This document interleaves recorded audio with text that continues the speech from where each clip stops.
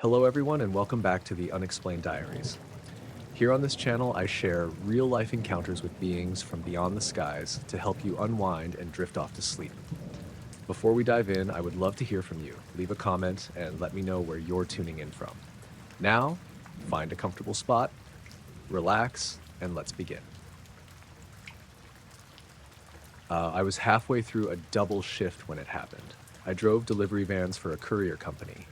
Nights and early mornings, all the stuff nobody wanted to wait on during the day.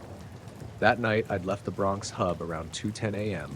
with a loaded Sprinter and a list that took me through the northeast side and then back across the Cross Bronx to the west. It was foggy, that soup kind that turns streetlights into fuzzy moons and makes the world feel smaller, pressed down. I like the fog sometimes. It keeps drivers slow and the city quiet. My name's Carlos. I'd been doing this work for 3 years. I know every weird little thing a van can do, every rattle and blink. I also know my route. I'd driven under that overpass on East Tremont 100 times. There's a stretch there where the road dips and the viaduct makes the fog thicken for a block like someone's hanging a curtain. The first odd thing was small and I almost ignored it. My phone GPS started lagging a beat when I turned off the Bruckner, like it couldn't pick up satellites in the low canyon of concrete. That happens sometimes in the city. Tall structures block signals. I tapped the nav and kept going. The van's dash clock flashed 2:43 and then relit itself. I thought the truck's battery was being picky. The radio was on, a low talk station to keep me awake, and the host's voice warbled for a second into a soft buzzing. Static, bounced and gone. I figured the weather was getting to the electronics. As I approached the overpass, headlights bled out from alleyways and storefronts like dull stars. The fog made everything feel like it was happening in a dream. Muffled, slowed down. A few other cars were pulled on the shoulder, people leaning against hoods and craning their necks, which is unusual this late unless there's a real issue. I slowed because that's what you do. You don't want to be the idiot who plows through something everyone else is stopping for. The overpass came into view, half swallowed by mist. I could see shapes lodged in the fog, like someone had hung blankets over the city. There was a faint metallic sheen in one of those shapes, just on the edge of the light cast by a sodium lamp. At first, it looked like the underside of a semi parked on the overpass.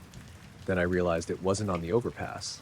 It was above it, hovering maybe 10 feet over the roadway, half hidden by the fog like it was shy. Its surface caught the streetlight and flicked a cold silver back at me. It didn't have lights or anything that would tell me it was a drone. No blinking navigation lamps, no obvious means of propulsion. It looked like a curved plate, sort of boomerang-shaped, and it didn't make a sound. I remember thinking, cleanly and absurdly, that I should be able to hear something. Even a cheap drone makes a little whine. Nothing. The fog smothered every other noise like it was a blanket. A driver in a cab in front of me pulled over and killed his lights. I did the same. A couple of people climbed out of their cars with phones held up, filming. The metallic thing rotated maybe a degree and reflected the light differently. For a second it looked like it had texture, ridges, seams. Then it smoothed again, like a skin pulling taut. I checked my mirror. Headlights were lined behind me for a long way, cars slowing and stopping because one of us had stopped. No one honked. Everyone just watched. My hands were on the wheel and I felt my mouth go dry. My headlight beam made a weak halo in the fog. The van's engine hummed. The streetlight over the overpass flickered once, then stayed. The GPS bubble on my phone jittered as if confused, then froze and spun like it had lost an orbit. I tried to pull the phone from the mount to take a video and the screen blacked out. The phone lit up again with the passcode screen, but the camera app crashed the moment I tapped it. I remember saying, "Come on, come out loud." An older woman from a minivan across the lane walked up the shoulder and called out a question I couldn't quite hear. The metallic shape tilted toward her like it was acknowledging, though it made no motion, that a body would. She waved her hand, and then after a beat, she put it down and turned back toward her car. Her face was white in the light, but she wasn't panicking, more like stunned. When I finally started up the van again and nudged forward, the thing hadn't moved, which meant I had to drive under it. I told myself I was being ridiculous for thinking anything special would happen. I pulled under the overpass slow, the fog swallowing the front end of the van, and felt the temperature drop a notch, just a notch, like opening the freezer door in the cab for a second. The radio squealed and gave a thin layered tone that set my teeth on edge for a moment and then went normal.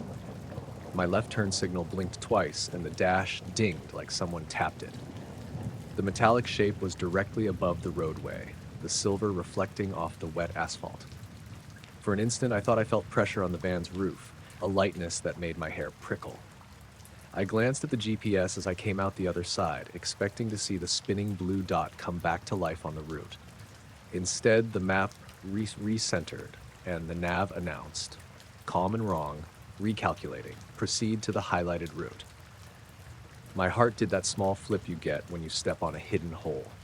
The little blue dot on the screen was not on East Tremont anymore. It was back on the Bruckner, where I had turned off, like my position had jumped 3 blocks backward. The timestamp on the nav showed 2:50. I knew the trip under the overpass had taken maybe 7-8 seconds. The clock by my visor said 2:52. The van's odometer didn't lie. I hadn't driven in a way that would explain the GPS repositioning. I pulled over at the next safe shoulder with the hazard lights on and killed the engine. People behind me crawled past, shaking their heads and talking fast. A kid in a hoodie hailed me from the sidewalk and asked if I'd seen the same thing. When I opened the van door, my head felt fuzzy for a second, like I'd been spinning. The air smelled the same as always, rain, exhaust, hot tar, but there was that thin hum under everything, the same low tone I'd felt under the overpass.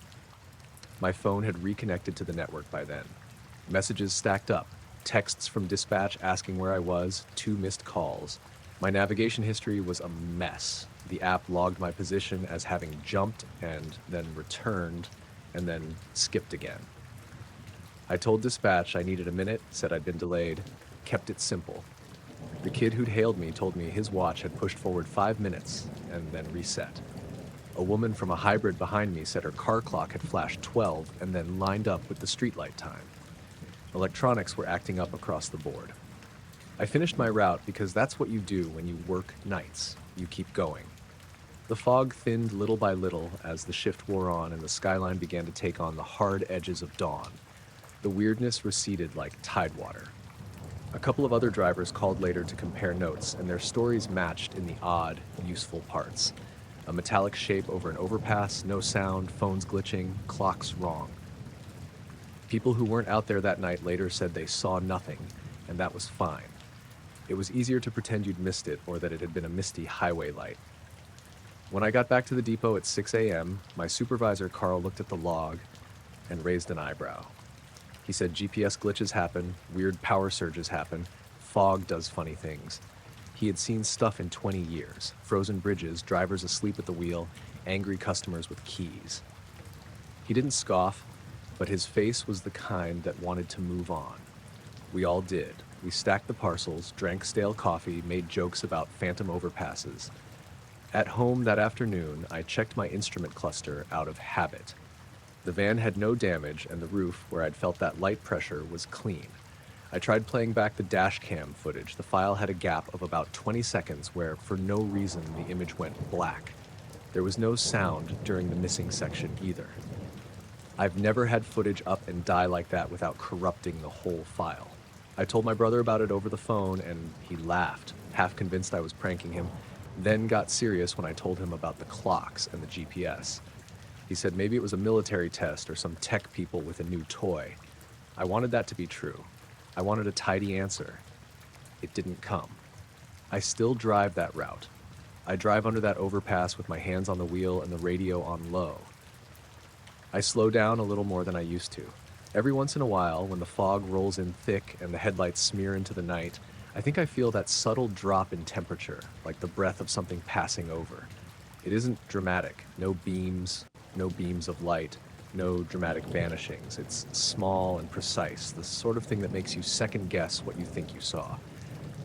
I made it home every night that week. I was tired, a little jumpy, and oddly protective of my phone. The GPS behaved itself after that. The clock stayed put. the world resumed its sensible ticking.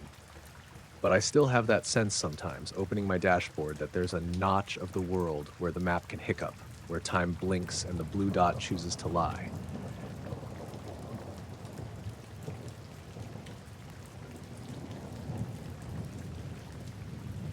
I was on the ballast at 2 in the morning, sitting on an upended tie with my back against the rail, when the first little odd thing happened. I was supposed to be doing a routine walkthrough. Check the frogs, make sure the joints were tight, the switch heaters not iced up, but it was the kind of night that slows you down. Warm, heavy air after a thunderstorm earlier, the kind that leaves the gravel smelling like pennies. The city was distant. You could hear I-81 like a low throat in the dark, but otherwise it was just me, my headlamp, and the occasional drip from a leaky culvert. The signal head at the north siding was blinking like it always did, green, amber, red, in the pattern the dispatcher taught us to memorize. I double-checked my clipboard and the small LED on my handheld radio. It was at full charge. I should have been half asleep from the monotony, but something about the silence kept me alert. The radios at the tower crackled every so often with the dispatcher's bored voice, but there were long, empty gaps between calls. No freights, no Amtrak down the main that night. First oddity, the frogs. They usually started up after that kind of rain, a chorus in the low spots along the tracks. That night they were quiet, not a single croak. I noticed it when I stood up to walk the switch, and the absence of their sound made my own footsteps loud enough to hear in the darkness. It felt like the world had pulled a blanket tight and everything small had been smothered. Second oddity came when I checked the crossing gate at Conklin Avenue. The motor hummed when I pushed the manual override to test it. I could hear the gear train, but the red lights above the gate didn't flash. I hit the button again. Still nothing. The lamp was cold to the touch. The motor spun normally, the bell inside clanged, and the flags on the gate swung, but the lights stayed off like someone had unplugged them. I radioed the tower and got static. Not the familiar crackle, but a soft wash of white noise. The tower didn't answer for a full minute, which felt like a long time. I shrugged it off. You learn to shrug off things you don't understand on graveyard shifts, and kept moving. The rails sang under my boots, the familiar iron song when you step between ties. I made a habit of checking my watch at every milepost, so I had an honest log I could hand in at the end of the shift. It was a cheap analog, faded loom on the hands, and it read 2:13 when I paused by MP 4.2. I jotted notes, snapped a photo of the switch with my phone, and felt that small, stupid sense of being exactly where I should be, doing the job I'd been doing for 10 years. The third oddity, my compass. I've used a compass enough to know when it's playing tricks, and mine suddenly took a half-turn of hesitation when I pulled it out to check heading. The needle wobbled like it was confused, then settled in a direction that didn't make sense, pointed a few degrees east of true north.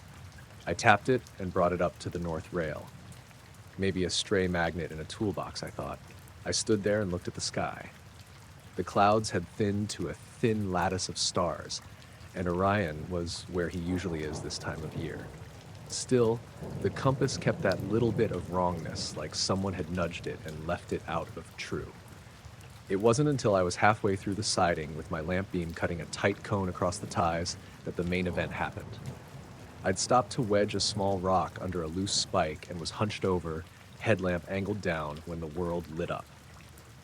The light came from nowhere and everywhere at once. It wasn't the broad beam of a searchlight that you can track back to a source, and it wasn't like a flare you might find in a car. It was an intense, narrow sweep, a white blade moving across the rails, cutting the darkness with surgical precision. For a few seconds, it painted the ties and ballast and the undersides of the signals in a light so bright I could have read a book by it. The metal of the rail shone like chrome. I heard, in the same instant, nothing at all. No hum, no machinery, not even the far highway. The silence under that light had a shape to it, like sound had been held back by something pressing gently on the air. I looked up because instinct demanded it, but there was nothing visible in the sky. The beam did not come from the stars or from any city light. It moved slowly across my face and hands as if some enormous hand were sweeping a flashlight along the ground from just beyond the tree line. I felt hot where it passed, but not in a way that burned, like standing in front of a car heater set too high. It lasted maybe 5 or 6 seconds. Then the beam moved past and the world was left in its regular weathered dark. I blinked, counting the beats like a fool. I checked the watch on my wrist. When I'd been bent over the spike, it was 2:13. Now it read 2:28. My pen dropped from my fingers and skittered across the ballast. 15 minutes missing. I laughed out loud once, a small, useless sound, and said, "Okay, that's not right." I fished my phone out. It had an image, but the last photo file was corrupted, a smear of white with a tiny shadow that could have been me. My camera app froze and had to be restarted. The radio, which had been quiet, that clicked and stuttered like someone retuning. The tower came on a second later asking if I'd seen a high-intensity inspection light, because apparently that's the kind of bureaucratic explanation they have handy. I told them what I'd seen, and they said 2 other crews reported something similar about the same time, and that the dispatcher at the main line had logged an instrument spike on track circuits near the junction. That made the hair at the back of my neck stand up. Track circuits aren't touchy. They're simple: metal, electricity, logic. Yet there was a blip in the log of a magnitude that made the dispatcher frown on his speaker. I asked if anyone had seen a helicopter or a maintenance flight, and the dispatcher said negative. He asked if I wanted him to call the yard supervisor to come check. I said yes, because it's what you do, even when the only thing you can think of is that you'd misunderstood something. I walked the same stretch again. The beam hadn't left any scorch, no singed ties, no melted rail lubricator. The ballast underfoot was the same damp gray. I listened hard for anything: the small rustle of a night critter, the far groan of a truck, and the world sounded normal in the end. People in the depot exchanged glances that said they'd rather joke about it than admit they were rattled. We make light of the strange to keep it from growing teeth. But there were other small things that clung. A local engineer told me later his pocket watch had wound forward on its own when the beam crossed his car, and then 3 minutes later clicked back to the right time. A brakeman said his handheld gauge that measures signal voltage jumped 20% and then stilled. An old crew chief swore his dog sat at the kitchen window and refused to move for nearly an hour after his shift, like it had smelled something he couldn't. The supervisor arrived about 20 minutes after my call. He was calm in a way that makes you believe him, practical with his lantern and his clipboard. We stood by MP 4.2 and compared notes. He looked at my watch, frowned, and said we should log the time as observed: 2:13 when he'd last seen me proceed past the switch, and 2:28 when I radioed. He wrote it down. Formal records make things real in a desk clerk's world. I went home the next morning, still thinking about the beam. I made my coffee with care and let the flood of day wash the edges off the night. At the breakfast table, I told my wife, out of habit, and she made me show her the watch. She shrugged, said perhaps I'd nodded off and had a dream like anyone else, but she didn't laugh the way she usually did at my midnight stories. She knows the lines on my face when something from the tracks has followed me home. I filed the incident in the log, and the dispatcher made a note, and then it went the long way through the system. A line item to be folded into safety briefings and equipment checks. When the clip with the corrupted photo came up on the security feed later that week, the tech said the image had a bright overexposure, but nothing else. There was no footprint to follow, no source to point at in the night. A couple of nights later, I walked the same ties with another crew.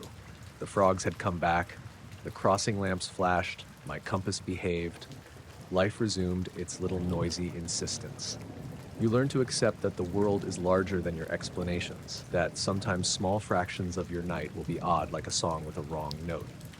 It didn't hurt me, and it didn't take anything I could name. Mostly it left me with a time gap I couldn't account for, and a story that sat in my chest, heavy and precise. When I'm out there now, I check my watch more than I used to. I keep my radio on.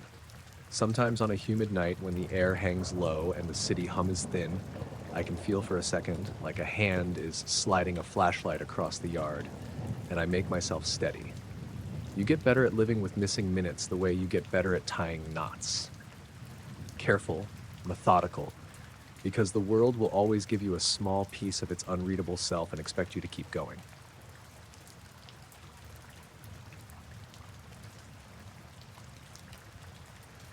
I usually go out on the Long Island Sound early before dawn, when the water is still and the tide hasn't started stirring yet.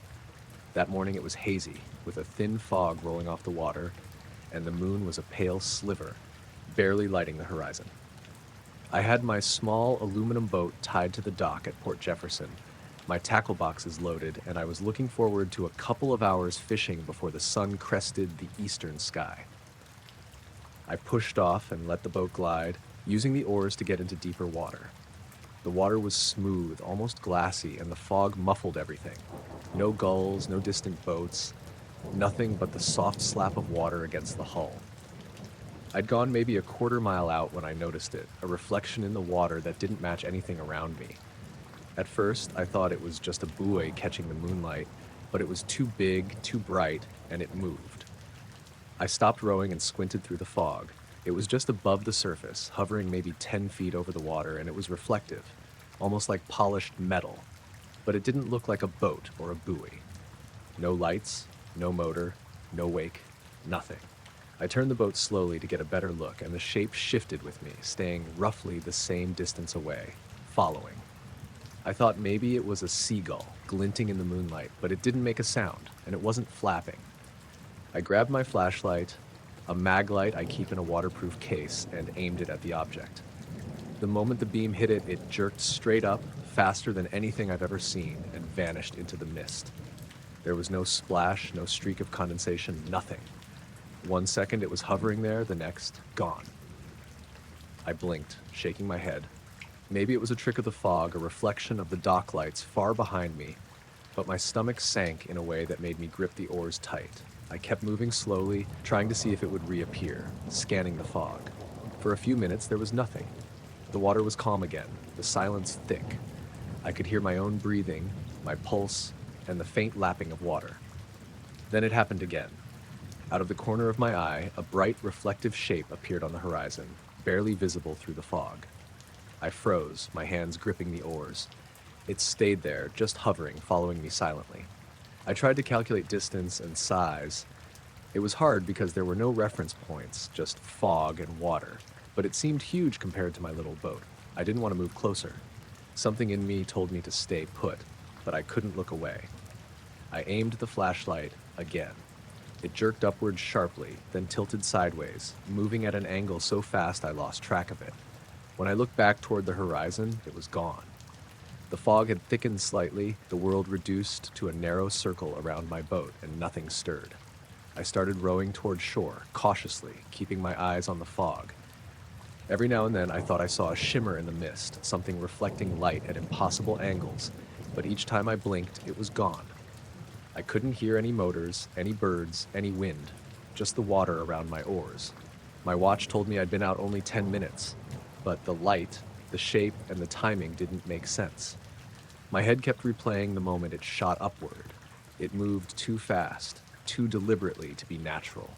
By the time I reached the dock, the fog had thinned and the sun was starting to color the horizon pale pink. I tied up the boat, hands still shaking. I looked out over the water, expecting, hoping to see some trace of it. Nothing. The sound was empty, quiet, the docks empty except for me. I went home, kept thinking about it, the reflective shape, the way it moved without sound. I tried to rationalize it. Maybe some new kind of research drone, military testing, a trick of the water and fog. But nothing added up. A drone that big, moving like that, and following me without sound or lights? Impossible. Later, I called a buddy, Jim, who does some small boat maintenance out in Port Jefferson. He laughed at first, asked if I'd been out too late, then got quiet when I insisted I wasn't joking. He said there'd been reports from other fishermen recently, people saying they'd seen strange reflections above the water, moving in ways that made no sense. He didn't give me names or dates, just that it wasn't the first sighting that week. Since then, I've been back out on the Sound, mornings and evenings. Nothing. Some mornings the fog is thick enough to make the water look silver, almost magical. and I find myself staring at it, half expecting that shape to appear again. My boat, my flashlight, my oars, they all feel the same, but I know something isn't right out there. The reflection, the way it followed me silently, the speed it moved, it didn't belong in our world. I don't tell a lot of people. You can't explain it. You can say fog, reflection, drone, but nothing lines up. I keep going out, mostly because I love the water, but sometimes when I'm alone in the boat, I swear I catch a glint on the horizon and my heart picks up, my stomach twists. I look at my watch, check the fog, check the sky, and just like before, it's gone. But I know it's out there, or it was, and I know that if I'm patient enough, if I wait in the fog long enough, I might see it again. The sound has always been quiet, always been calm, but that morning, it wasn't. And I keep wondering what it was, what it wanted, and why it followed me, silently, without a sound, over the water.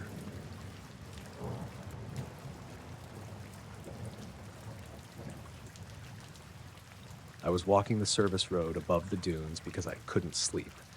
It was one of those late June mornings where the air is already heavy and the sky promises sun but hasn't decided how loudly to get there. I like to walk that stretch by the old Montauk military base, not on the base itself, obviously, but the access road that runs behind the fenced-off area. It's quiet up there before the tourists wake and the dogs and the ATVs get out.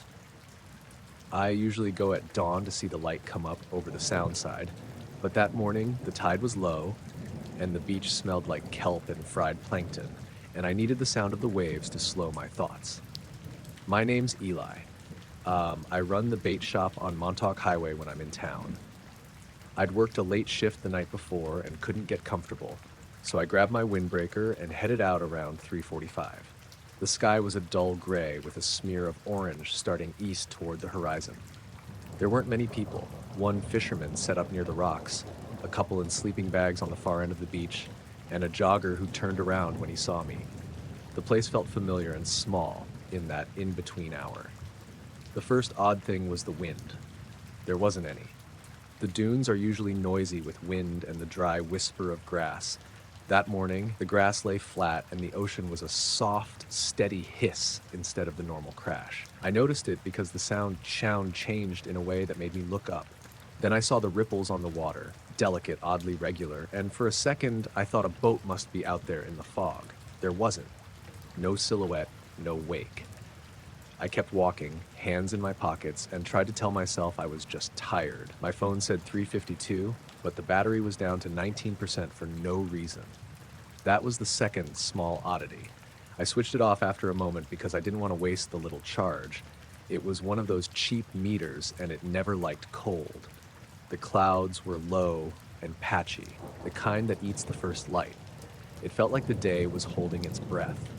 About halfway along the road, I saw a soft glow over the dunes. Not the bright, whiter glare of a flashlight, but a gentle, spherical bloom, like someone had set a paper lantern down behind the grass. It rose out of the dune line slowly, not popping into being so much as unwinding itself from the sand. At first, I thought it'd be some tourist with a lantern doing a photo shoot. Montauk has that kind of thing sometimes. I kept walking toward it anyway because curiosity is cheap and the beach is small. The glow was a perfect sphere, maybe 2 feet in diameter, floating just above the dune grass at first. It didn't bob or wobble, it lifted cleanly and there was no sound at all. No hum, no whir, nothing mechanical.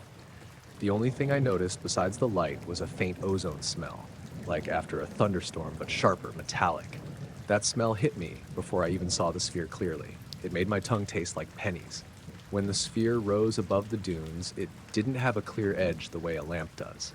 The light seemed to come from within it and around it, like it was both object and glow. It moved over the beach slowly and deliberately, not with the jittery movement of a drone, but with a smooth, floaty quality, like it wasn't subject to wind the way everything else was. The fog down by the water made the halo look larger. For a moment, my brain offered rational things: remote-controlled toy, weather balloon, some art installation. None of them fit. I wasn't the only one watching. The fisherman had his rod propped up and was standing with his hands on his hips. The couple in the sleeping bags sat up. The jogger had stopped 10 yards back and was looking like he'd forgotten to breathe. A few cars idling near the road had drivers craning out, phone screens up, flashlights pointed. Nobody made a sound except the surf. The sphere moved out over the ocean. I could see its reflection, a bright round on the glass flat water, and as it drifted, the reflection separated from it by a thin space of darker water. For an instant, the light rode above its own reflection as if there were two layers of air. The ozone smell got stronger. It wasn't unpleasant, just wrong in that it didn't belong at a beach at dawn. When it cleared the dunes, it gained a little altitude and began to drift along the shoreline parallel to the water, maybe 30 yards offshore.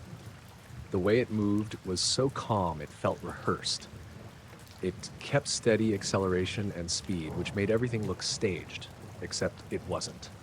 The couple on the sands stood and held each other, and the fisherman muttered, "I'll be damned," like that explained anything. The jogger's phone battery died mid-recording, and his video stopped with a frozen frame of the sphere and a little error icon. He cursed in a hoarse voice. After a few minutes of that slow drift, the sphere paused over a darker patch of water where eelgrass sometimes breaks the surface at low tide. Then it did something small and precise. It dimmed almost imperceptibly, and a ring of light at its equator rotated once, like the band around the middle twisted, and then settled. The ocean didn't ripple. The whole thing felt clinical, like a lab experiment. I thought, absurdly, that whatever it was might have instruments and a checklist. I know how ridiculous that sounds. Checklist, in the middle of a beach at dawn. But you can't help the thinking your brain does when something breaks its rules. Then the sphere began to rise. It didn't accelerate quickly. It lifted steadily, gaining height over the water until it was maybe 20 feet up.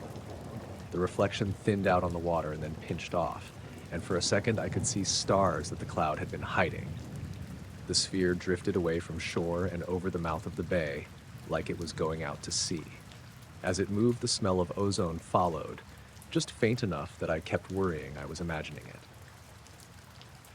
I started back toward the dune road because the scene felt private, and I didn't want to be caught in a crowd or on film as someone who'd lost his mind.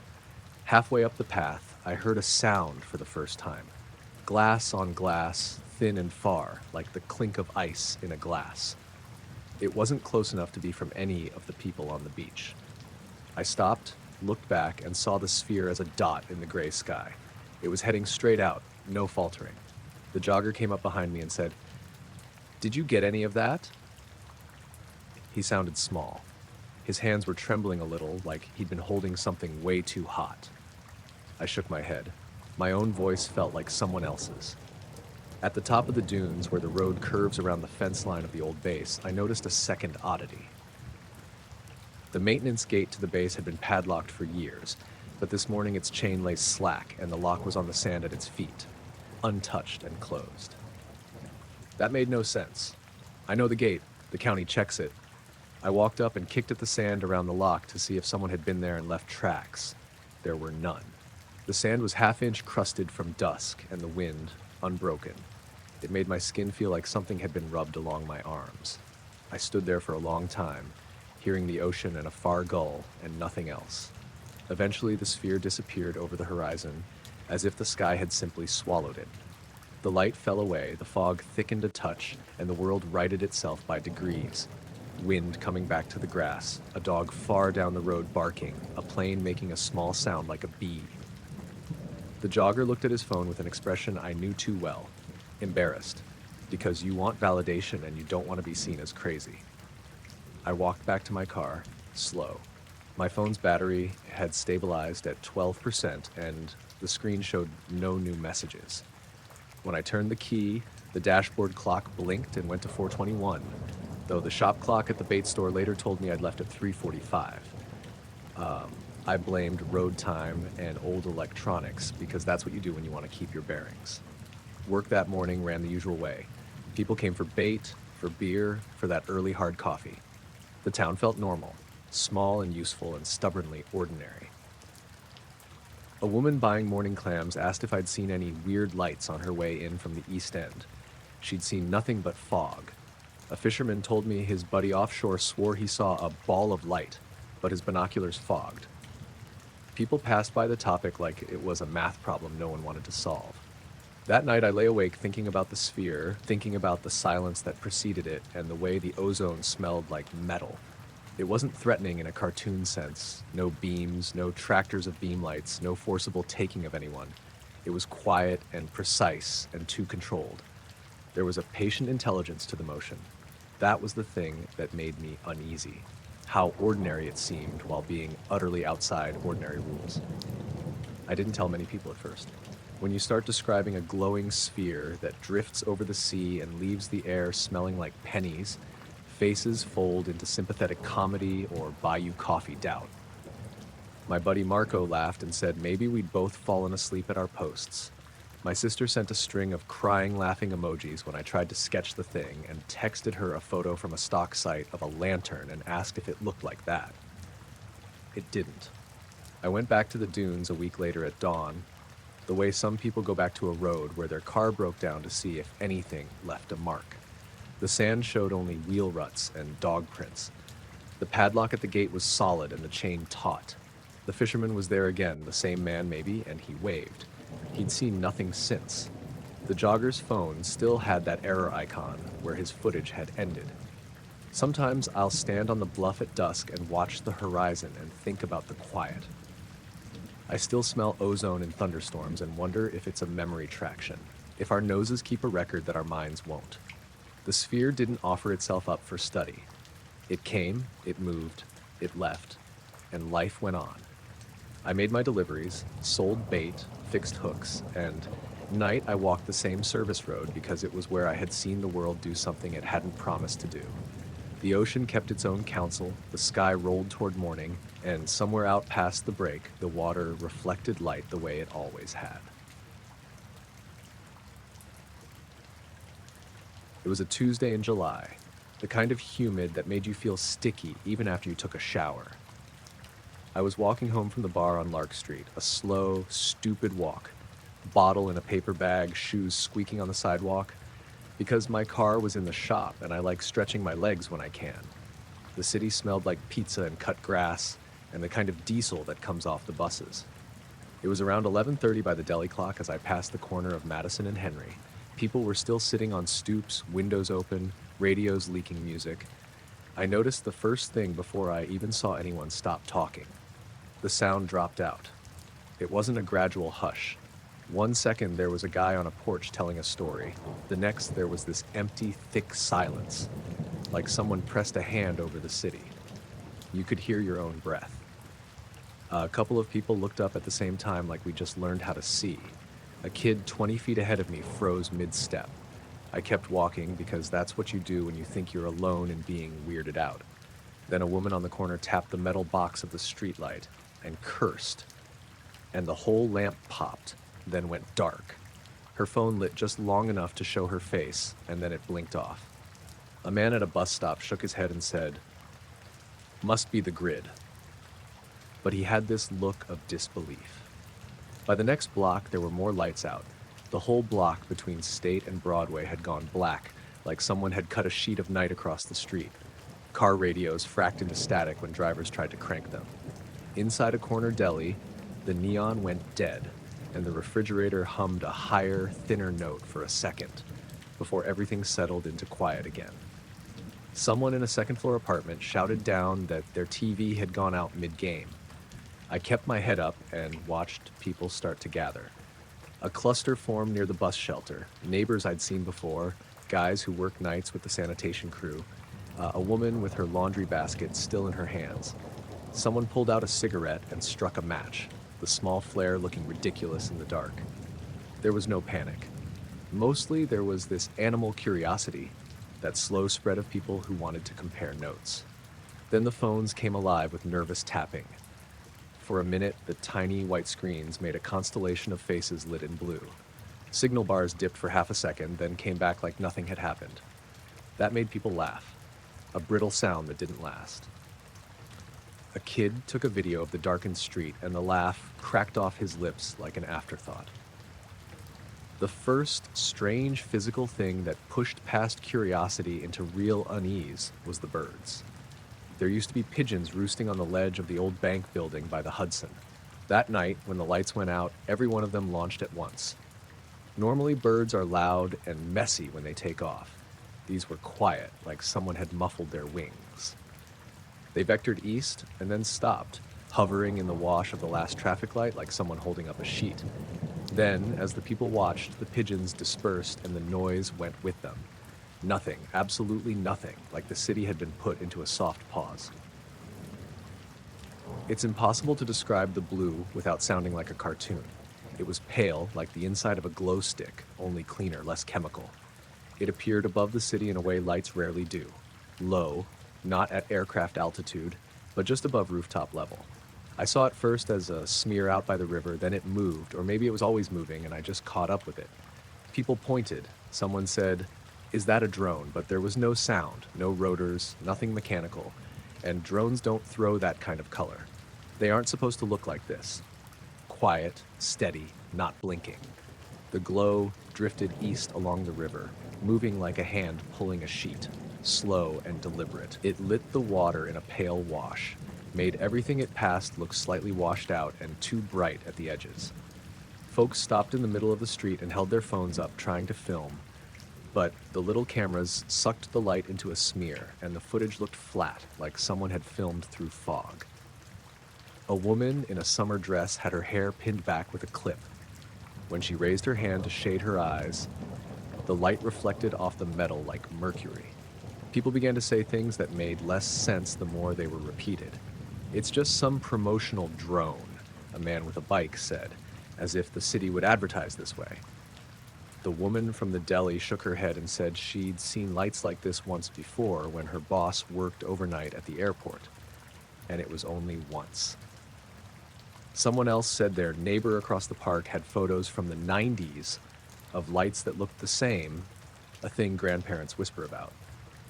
The pale glow kept moving, and it slowed as it crossed the streetlights on Washington Avenue. It hovered for a long minute, long enough for me to count the number of cracks in the pavement and see a moth beat its wings off a lamppost. And I felt very clearly, like an animal being watched. Not a watching with eyes, but with attention, as if something was making an effort to take stock of us. There were small, odd electrical effects. Car dashboards flashed. A couple of apartment clocks blinked and reset. I heard one old man mutter that his radio had gone to static and then to a symphony for 1 second, as if two stations overlapped just long enough to make something new. Someone's outside floodlight on a stoop sputtered and then turned a different color, a greenish tint, like someone had poured a filter over it. When the glow finally moved on, it didn't shoot away. It faded, slowly, like breathing out. The whole river looked like someone had eased dimmer switches back and everything returned at unity. Streetlights blinked on, storefronts clicked back to life, the hum of refrigerators and ACs returned. The silence broke like a snapped cable. A man started clapping in a nervous, relieved way, and others joined. A thin chorus of laughter trying to clear the night. I walked the last 2 blocks home because cars were stalled on both sides, and all through the neighborhood, you could feel people standing in doorways, comparing what they'd seen. When I opened my building's door, the hallway light came on, like it always did.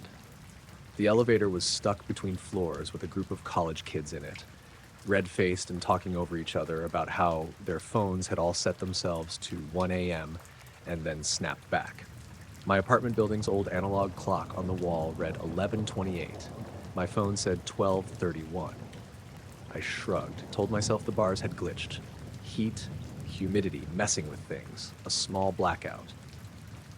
Erin was half asleep on the couch with the TV set to a muted show. She sat up when I walked in, asking if I'd been mugged because I looked pale.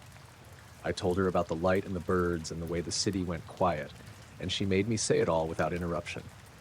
She listened the way people who are awake at 1 a.m. do, with half of her attention, and then she's gone again to the world of sleep. I couldn't sleep that night. I lay on my back while the house worked through its cycles. The fridge hummed, the AC kicked and stopped, and I thought about the way the light had looked when it moved over the Hudson. There was no sense of malevolence, not really.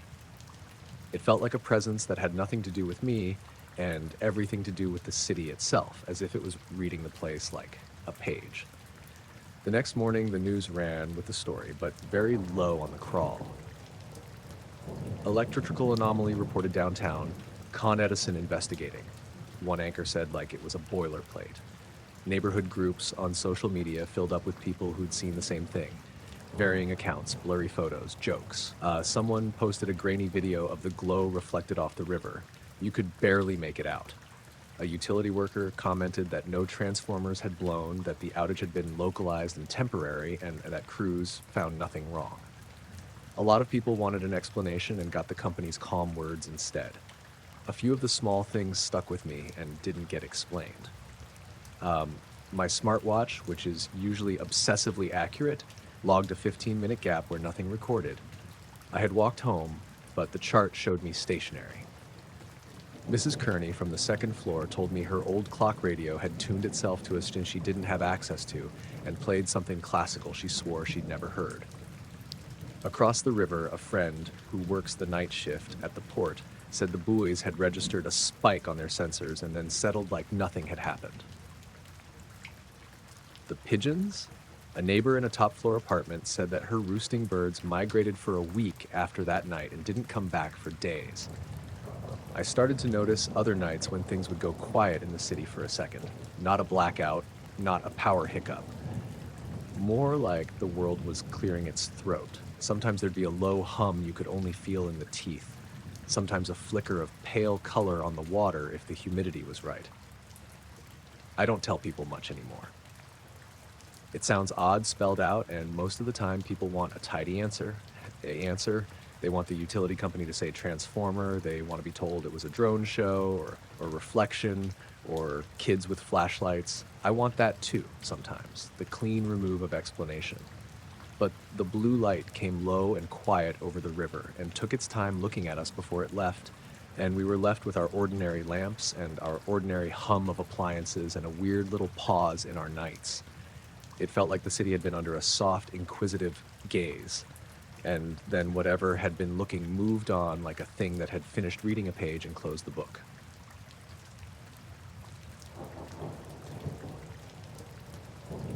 I was on the night shift at the small private airfield just outside Buffalo. It's one of those places where the lights only come on when someone's here, and for the most part, it's quiet, dead quiet. I'd been working there for a little over a year, mostly just refueling small planes and running the weather instruments for pilots flying in late cargo or private flights. That night, it was early October, and the wind had dropped completely, leaving the air calm and a little damp, the kind of cold that sits in your bones when you're standing still too long. I was doing my usual rounds around midnight, walking the perimeter with my flashlight, checking the runway lights and the windsock and making sure nothing had wandered onto the tarmac. The sky was clear, stars sharp and bright, and the runway lights stretched out like a string of pearls. I remember noticing how quiet it was, even for the airfield. No planes, no engines, no distant city hum, just the occasional rustle of leaves from the small grove near the southern fence. I had just finished checking the north end when I saw it. At first, I thought it was another plane coming in too fast, but the lights didn't make sense. There was this faint, diffuse glow hovering just beyond the end of the runway lights, maybe 100 feet above the grass. It wasn't moving toward me or away. It wasn't moving at all. I froze for a second, thinking I'd imagined it. My brain tried to rationalize it, some kind of maintenance drone, a weather balloon reflecting runway lights, even a plane idling just out of sight.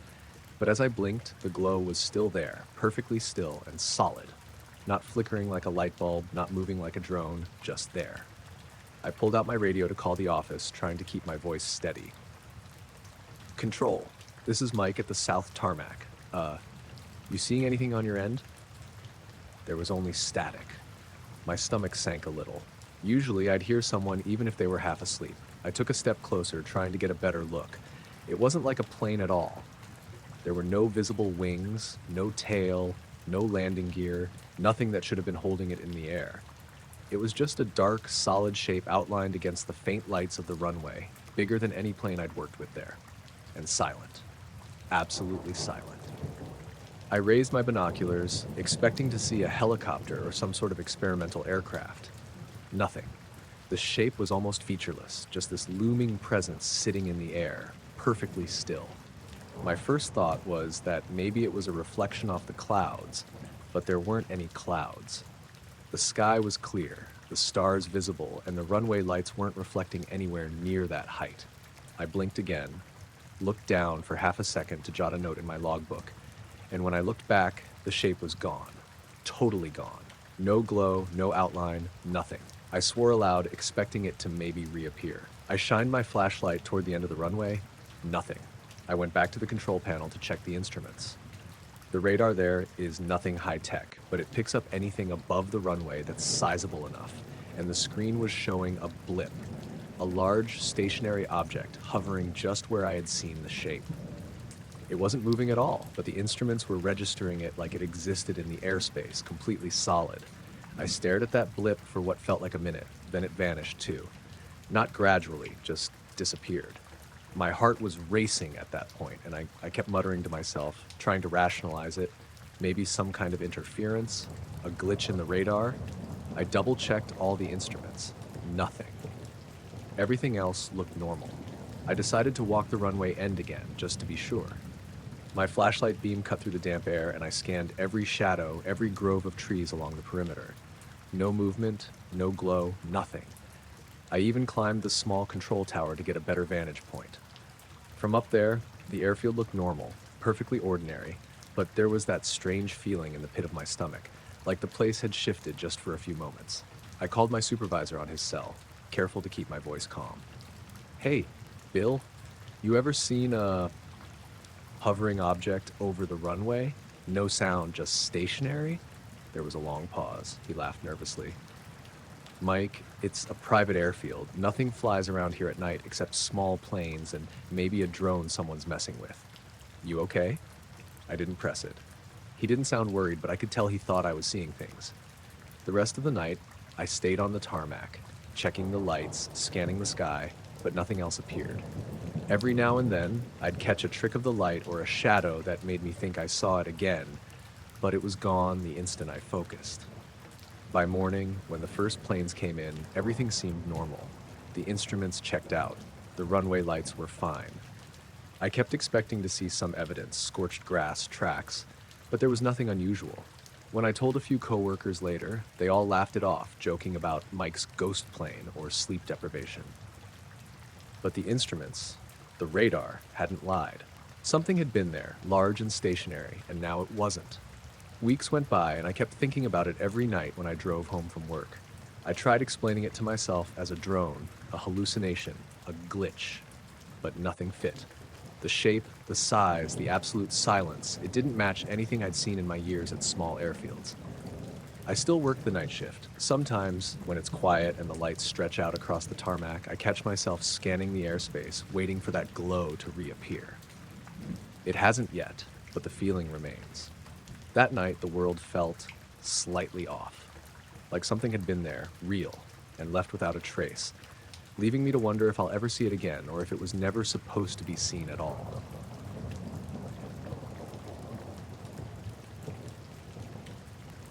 I woke because the whole room had turned white. For a second, I thought the sun had come up early.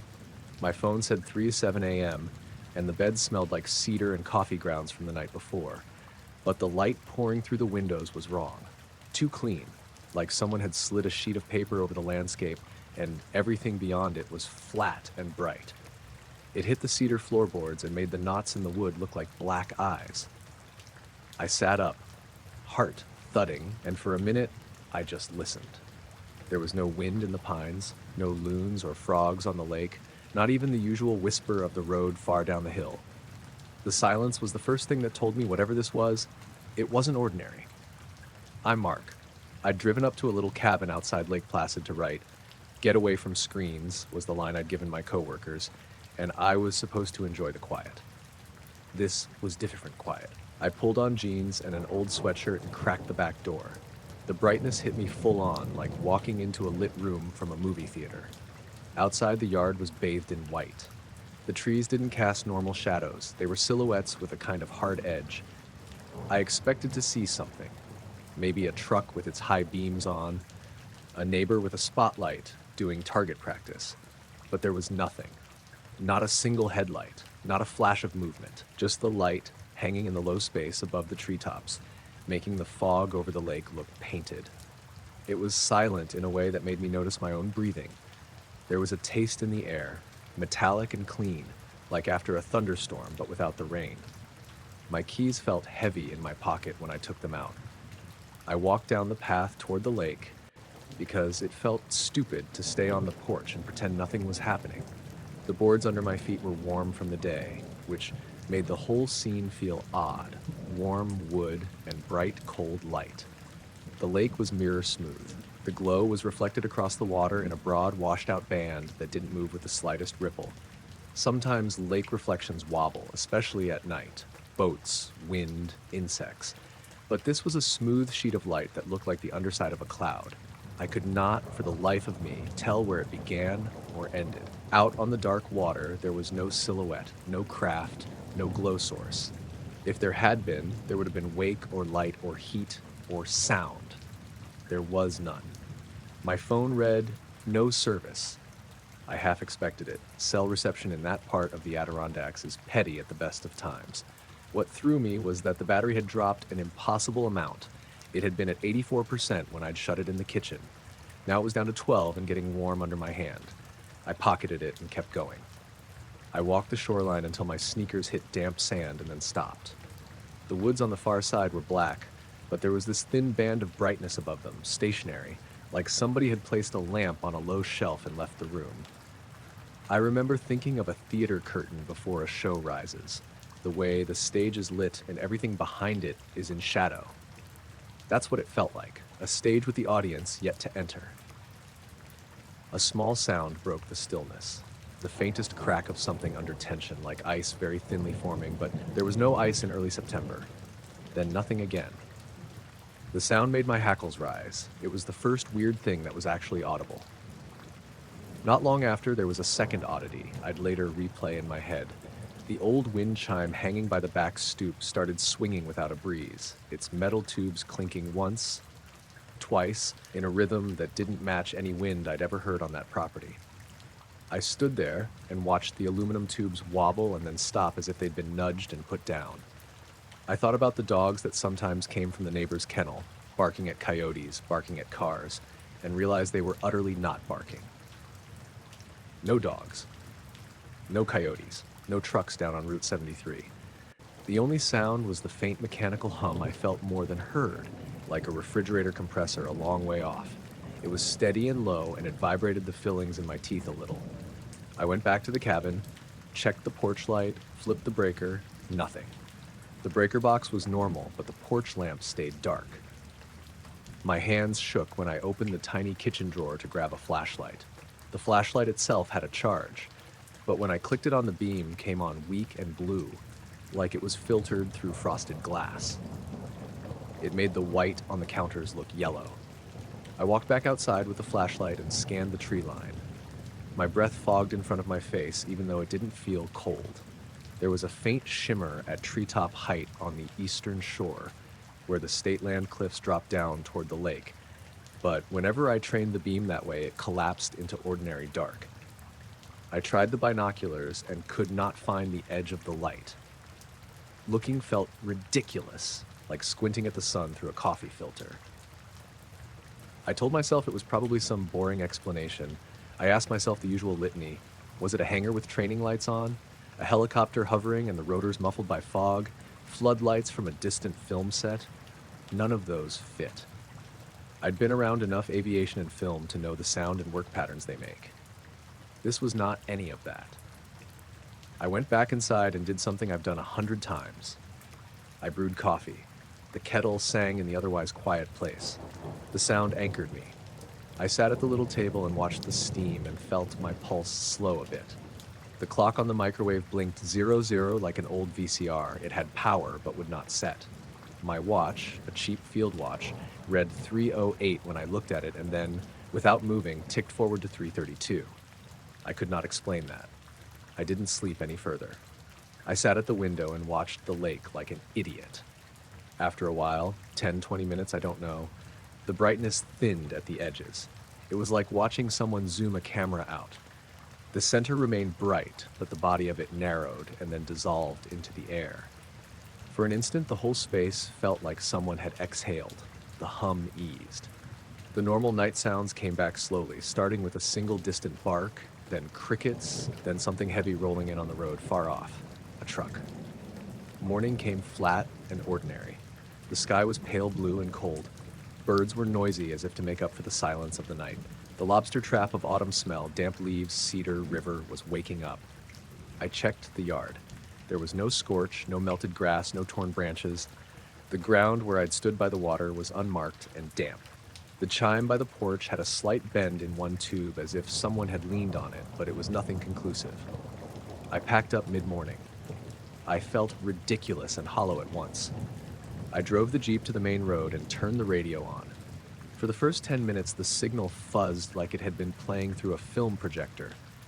Then a local station popped in clean, as an alarm clock. The whole drive home felt like riding a movie that had lost a reel. Parts were sharp color, parts were missing.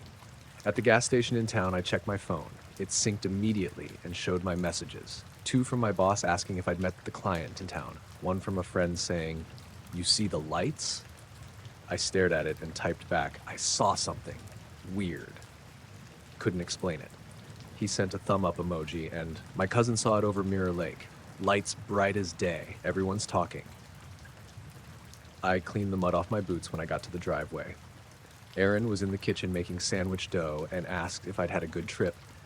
I told her the truth. It was quiet in a way I didn't like, and she nodded without really hearing. I didn't push it. Telling people changes things. I wanted to hold the feeling for a little longer, like something fragile. The thing about that night wasn't just the light. It was the silence that came with it. The way the world seemed to stop paying attention to itself for a little while. It felt less like a spectacle and more like an inspection. Someone or something came through the space, glanced at the surface, and moved on.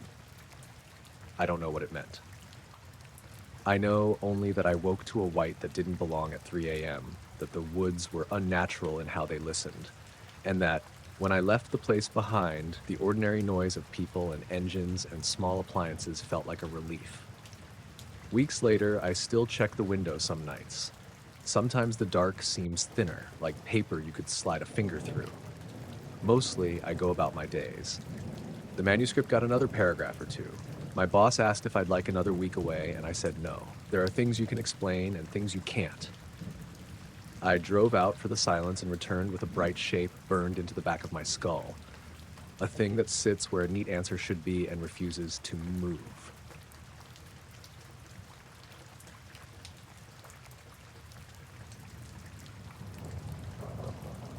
It was a little after 2 in the morning when I gave up on trying to sleep. It was one of those humid summer nights in Brooklyn where the air inside your apartment feels like someone's breathing right next to your face. I'd already flipped my pillow twice, drank water, turned the fan up, but nothing helped. So I got up, slipped on some shorts, and went out onto the fire escape to get some air. I live in Clinton Hill, 3rd floor of a brownstone that's been split into apartments. The building's old but sturdy, and the roof's accessible through a small door in the hallway. Usually no one goes up there except when the landlord's checking the vents, but I like to sneak up sometimes when I can't sleep. It's quiet, and you can see a good chunk of the skyline. That night, the city was muffled.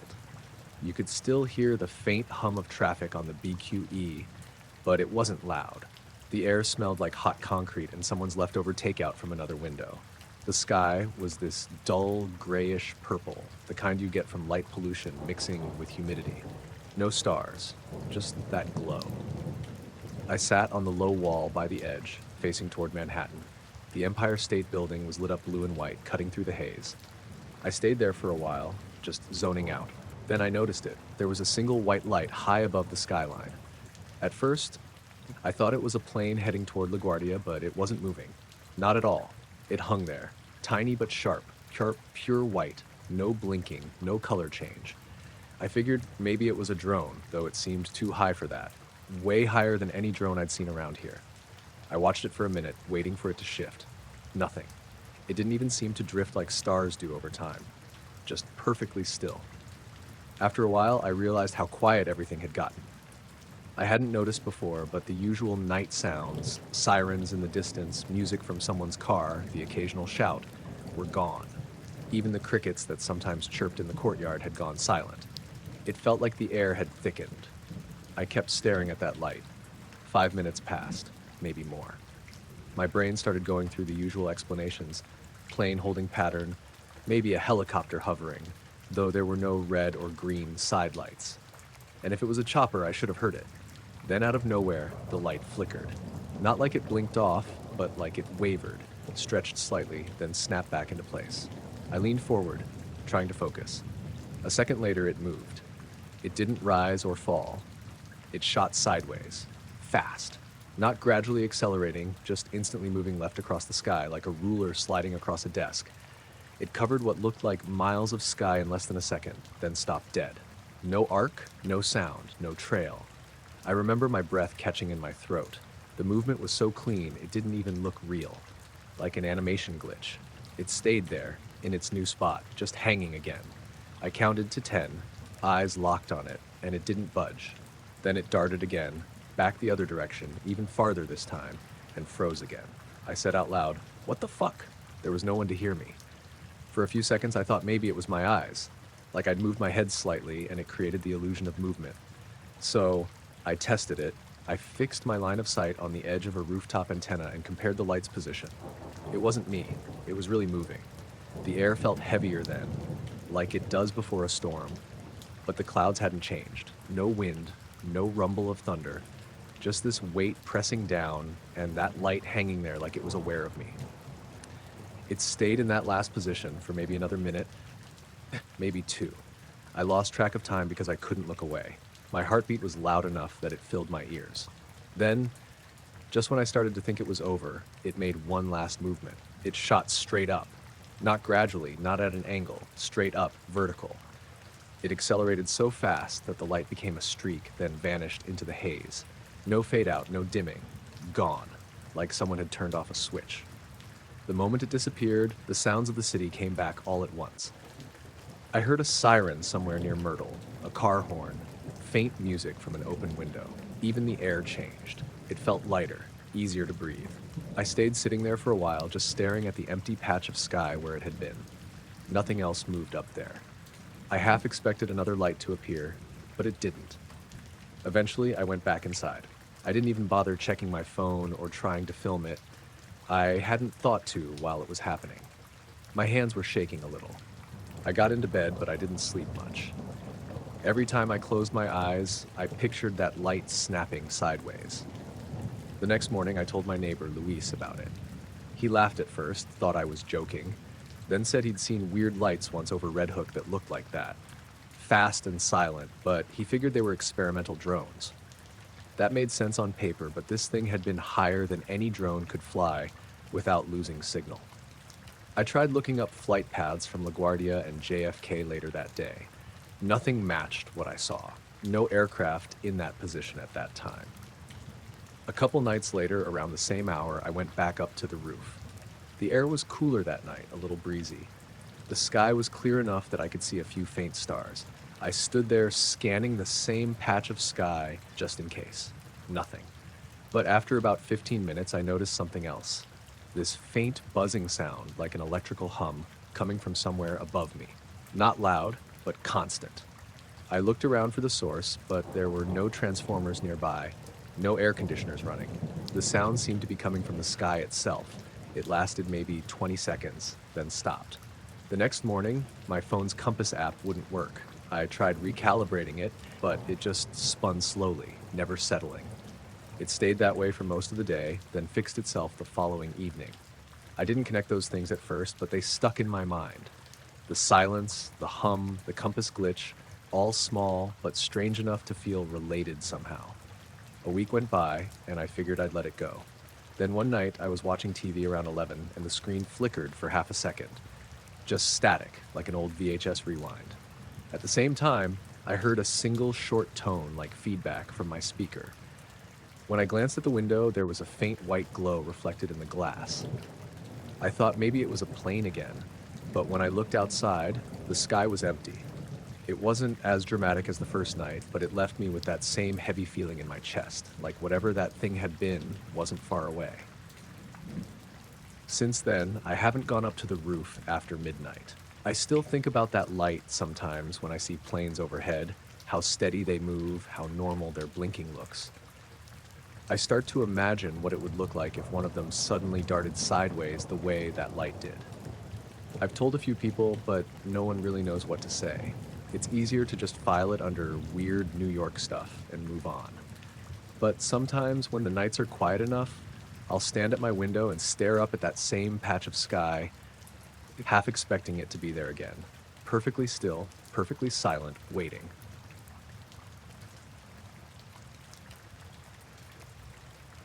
It was around 1:30 in the morning when I crossed the Tappan Zee Bridge. I'd been driving back from a client dinner in White Plains to my place in Kingston.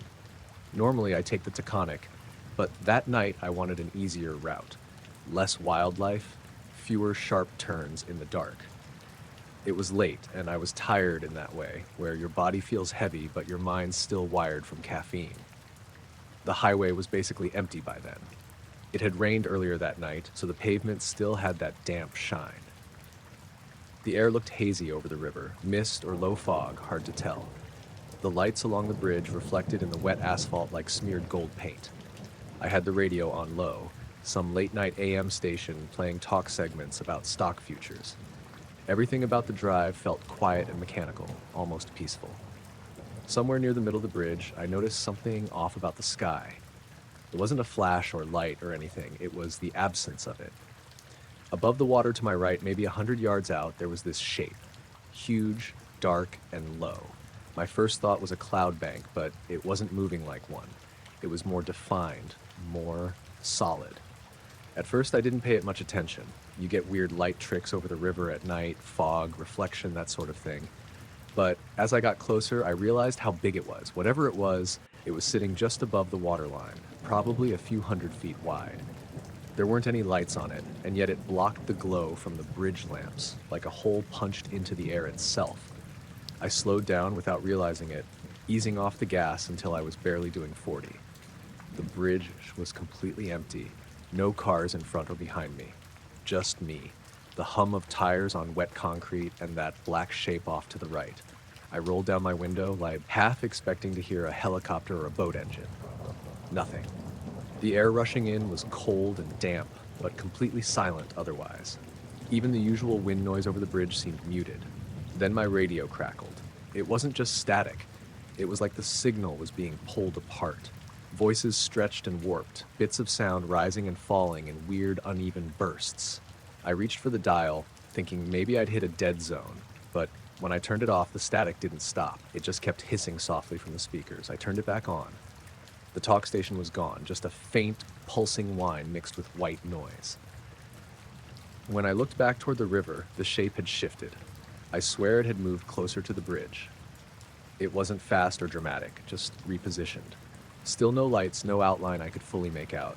The best way I can describe it is like a patch of darker darkness, hovering low and steady over the water. The weird part was how my headlights hit the mist in front of me. Everything else reflected a little, caught some light. But the space where that thing was didn't reflect anything at all. It just absorbed the dark. I thought about pulling over, but there's no shoulder on that part of the span, just the narrow maintenance lane. So I kept driving, gripping the wheel tighter than I probably needed to. The static in the car got louder, like the sound of an old TV turned up just a little too high. Then my dashboard lights flickered. The speedometer needle dropped to 0 for a split second and jumped back up. The check engine light blinked on, then off. My heart started pounding. I remember saying out loud, "Come on, don't do this now." I glanced at the river again. The shape was still there, but now it looked higher. Maybe 50 feet above the water, drifting slowly, perfectly parallel to the bridge. I couldn't tell how far it extended in either direction. It felt massive, but my eyes couldn't fix on its edges. Every time I tried to focus, it looked like it was blending into the air, like heat shimmer. About halfway across, I noticed something else. The street lamps on the bridge ahead of me were dimming one by one. Not going completely dark, but fading slightly, like their power was being drawn down. The ones behind me looked normal. The ones ahead looked dull, washed out. And then, as suddenly as it had started, the radio static cut out. Just silence. I turned the knob, nothing. The dash lights steadied. Everything looked normal again. I glanced toward the river. The shape was gone, not faded or distant, just gone. I kept looking, scanning the waterline, the far bank, the sky. Nothing. Only the mist and the reflection of the bridge lights rippling in the black water. I drove the rest of the way across, trying to convince myself it was fog or shadows or something I misread because I was tired. But the air in the car felt weirdly charged, like static on your skin before lightning hits. Once I reached the toll plaza, I slowed down again. There were no attendants at that hour, just the automated gates. I half expected the machine not to register my Easy Pass, but it worked fine. As soon as I hit solid ground again, the radio came back to life on its own. Same station, same host's voice mid-sentence, like nothing had happened. The sound quality, though, was off. I can't explain it exactly, but his voice sounded flat, like it was being played through a layer of cotton. I switched stations, then switched back. Same effect. About 10 minutes later, when I was on 9W heading north, I saw a glow in my rearview mirror. It wasn't headlights, it was above the road, faint and bluish, like a reflection on my windshield that shouldn't have been there. I turned off the radio again and rolled down the window. The glow didn't fade or move with the car. It just hung there behind me, steady and silent, until the road curved into the trees and I lost sight of the river. The drive from there was uneventful, but I couldn't shake the tension. Every time I passed under a streetlight, I'd glance at the shadows, half expecting something to be hovering above the treetops. My phone screen had this slight flicker whenever I tried to check the time, like interference. When I finally got home, it was close to 3 a.m. The house was dark except for the porch light I'd left on. I sat in the driveway with the engine idling for a minute, trying to decide if I should tell anyone about what I'd seen. I turned the radio back on one last time, perfectly clear. Perfect clear. No static, no distortion. I shut off the car and just listened. Crickets, distant traffic, a dog barking somewhere down the block, completely normal night sounds. The next morning, I walked out to the car to grab my jacket. When I opened the door, there was this faint smell inside, ozone, like the air after a thunderstorm. My dashboard clock was blinking 12, like the power had been cut at some point. The car battery was fine though, started right up. I didn't tell anyone at work. Didn't mention it to my wife either, not right away. It felt too strange to explain without sounding crazy. 2 days later, driving home in broad daylight, I noticed a fine layer of something on my windshield, like dust or pollen, but it shimmered faintly when the sunlight hit it. When I wiped it with my sleeve, it smeared, leaving streaks that caught the light in a dull, metallic way. It could have been anything, salt from the road, residue from rain, whatever.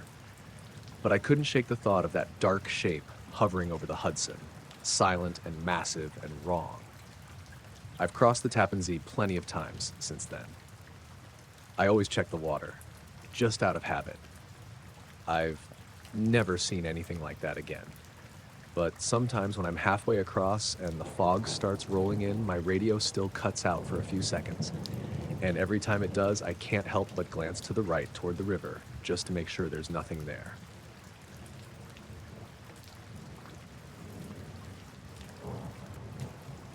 It started on a Friday afternoon in late August. My wife Lauren and I had taken our 2 kids, Evan, who's 8, and Mia, who's 5, on a weekend camping trip up in the Catskills. We weren't hardcore campers or anything. We had a decent tent, an old cooler full of sandwiches and sodas, and a small propane stove. Mostly, we just wanted to get the kids away from screens for a couple days and breathe some mountain air. We got to the campsite around 5 in the evening. It was one of those small, semi-private spots off a dirt loop road near Woodland Valley, surrounded by thick trees, but with a clearing big enough for a tent and a fire pit. There were a few other families scattered around the loop, but far enough that we couldn't really see or hear them. It was humid, a little hazy, and the air smelled like pine needles and wet earth. By the time we finished setting up the tent, the sky was already starting to dim, that kind of heavy dusk light where everything turns gray-blue. We made hot dogs over the fire and roasted marshmallows, and for a while it was perfect. kids sticky with sugar, fire popping, crickets starting up. Around 9, Lauren took the kids into the tent to get them ready for bed. I stayed by the fire a while longer, just enjoying the quiet. The smoke was drifting straight up, barely moving, which meant the air was still. I remember that because it made the night feel weirdly heavy. When I leaned back in my folding chair and looked up through the gaps in the trees, the sky was darker than I expected. No moon that night, just a few scattered stars through the haze. That's when I noticed the lights. At first, I thought it was a plane. 3 white lights, faint but clear, moving above the tree line. They were spaced evenly, like they could have been the lights on the wings and nose of a small aircraft. But what threw me off was how they moved, slow and perfectly smooth. No blinking, no sound, just sliding through the sky in a straight line. I watched them for maybe a minute before calling softly toward the tent.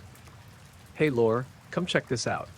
She came out with a blanket wrapped around her shoulders, sleepy-eyed but curious. The kids followed, crawling halfway out of the tent. "What is it?" she asked.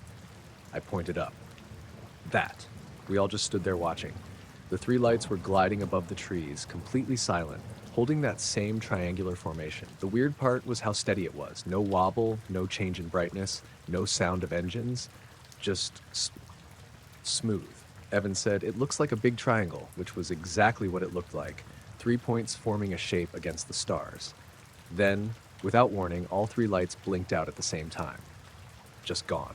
We all gasped, thinking maybe it had gone behind a cloud. But there weren't any visible clouds, and the stars were still clear. A few seconds passed, 5 maybe, and then the lights blinked back on. Only now they weren't where they'd been. They were directly overhead. I mean, straight above us, still in that perfect triangle, perfectly still. Not moving this time, just hanging there. Lauren whispered, "What the hell?" I remember the sound of my own heartbeat in my ears. The air felt thick, almost pressurized, like before a thunderstorm. But it wasn't windy, and it wasn't hot or cold. It just felt different. The lights were brighter now. Still white, but there was a faint bluish edge to them, like LEDs. They didn't cast light downward, though. The ground around us stayed dark. I thought about grabbing my phone to film it, but the idea felt stupidly wrong. I didn't want to move. None of us did. Mia asked if it was a helicopter. I said maybe, even though I knew it wasn't. I couldn't hear a thing. Not a rotor, not a hum. Just the crackle of the fire. Then the lights started to move again, only this time, instead of drifting, they rotated. Slowly, like they were pivoting around a single invisible point in the middle of the triangle.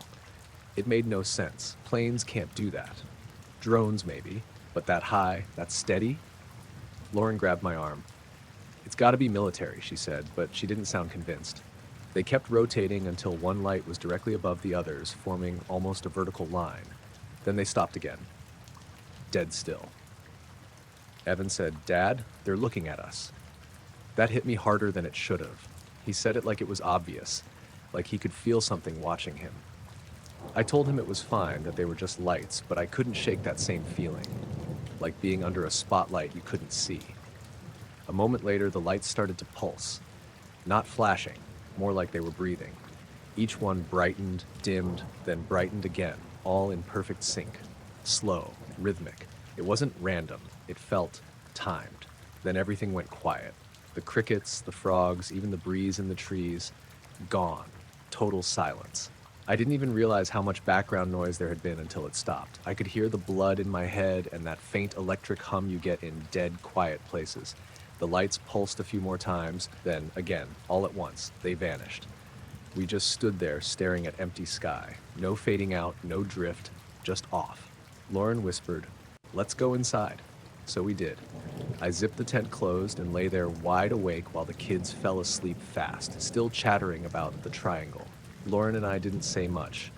We could still feel it somehow, like the night was waiting for something else to happen. At some point, I must have dozed off because when I woke up it was freezing. My phone said 3:12 a.m. The fire was out. Everything was dark except for this faint glow outside the tent. It wasn't bright enough to be a flashlight, more like moonlight through fog. But the air felt wrong again, that same heavy, still pressure. I sat up and unzipped the tent just a little. The glow was coming from the trees beyond our campsite. Not a campfire, not headlights. It was diffused, bluish white, and it seemed to shift like it was moving through the trees. I thought maybe someone from another site was walking with a lantern, but it wasn't bouncing or swinging. It was steady. And the weirdest part, it didn't light up the trees around it. It was just in the air, floating there, dim but visible. I closed the zipper again and lay back down, every nerve on edge. Lauren was awake too. She whispered, "You see it?" And I nodded. The light stayed there for a while, 5 minutes maybe, and then faded away. Not gone in an instant, just thinned out until there was nothing. We didn't sleep much after that. The next morning was normal again. Birds were back, sunlight through the trees, kids complaining about oatmeal. I almost convinced myself we'd imagined most of it. But when I went to get water from the spigot, I noticed something odd near the edge of our campsite. 3 small circles burned into the ground. Perfect circles, maybe 6 inches wide each, arranged in a triangle. I called Lauren over. She saw them too. The grass inside each ring was yellowed and dry, like it had been hit with heat. We couldn't figure out what could have made them. No fire had spread there, and nothing had been set down in that shape. We left that afternoon instead of staying another night. The kids didn't argue. Driving down the mountain road, I kept checking the sky. I didn't see anything unusual, but every time I glanced out the window, it felt like the air shimmered. Just for a second, like heat off asphalt, even though it was cool and cloudy. We haven't been back to that campground since. But sometimes on clear nights at home, when the stars are out and the air's still, I catch myself looking up, half expecting to see those 3 white lights sliding silently above the trees again. We got up there late Friday afternoon. The drive from Albany to Lake George took longer than usual because of some road work on I-87, and by the time we pulled into the small campground near the southern edge of the lake, the light was starting to fade. It was me and my friend Travis.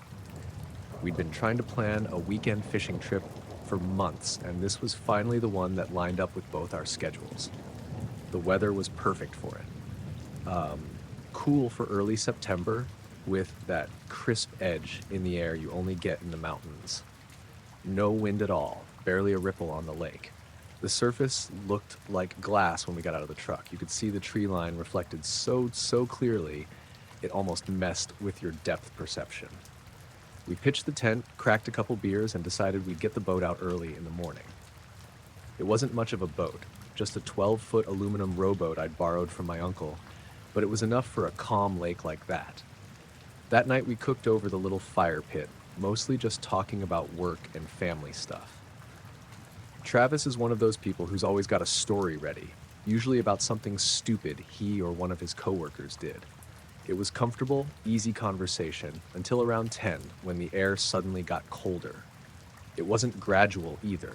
One minute we were sitting there sweating a little from the fire, the next I could see my breath. We both noticed it.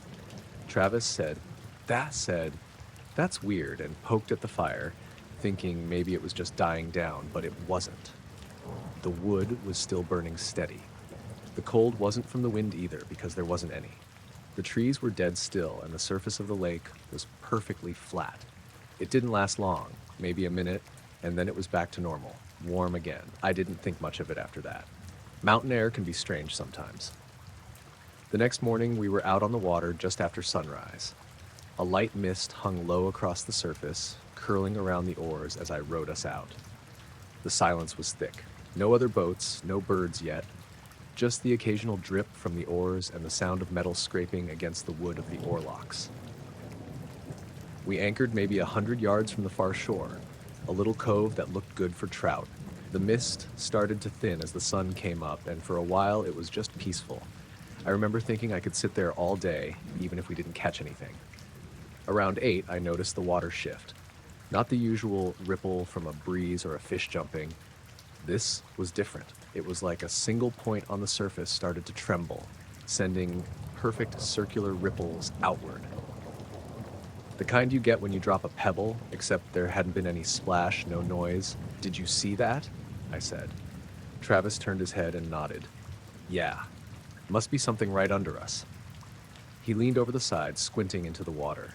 It was still early enough that the sunlight hit at an angle, so you couldn't see far down, just a murky reflection of the trees. I expected to see bubbles or movement, but the water was clear and still again. Then it happened a second time, a few feet to the left. Another perfect ring of ripples, spreading wide, then fading out. Maybe a turtle, I said, though I didn't really believe it. We both watched for a while, but nothing else moved. After a few minutes, we went back to fishing. Around mid-morning, the wind died completely. The lake turned back into that mirror-flat surface again. The kind of stillness that feels too quiet. Even the distant hum of cars from the highway was gone.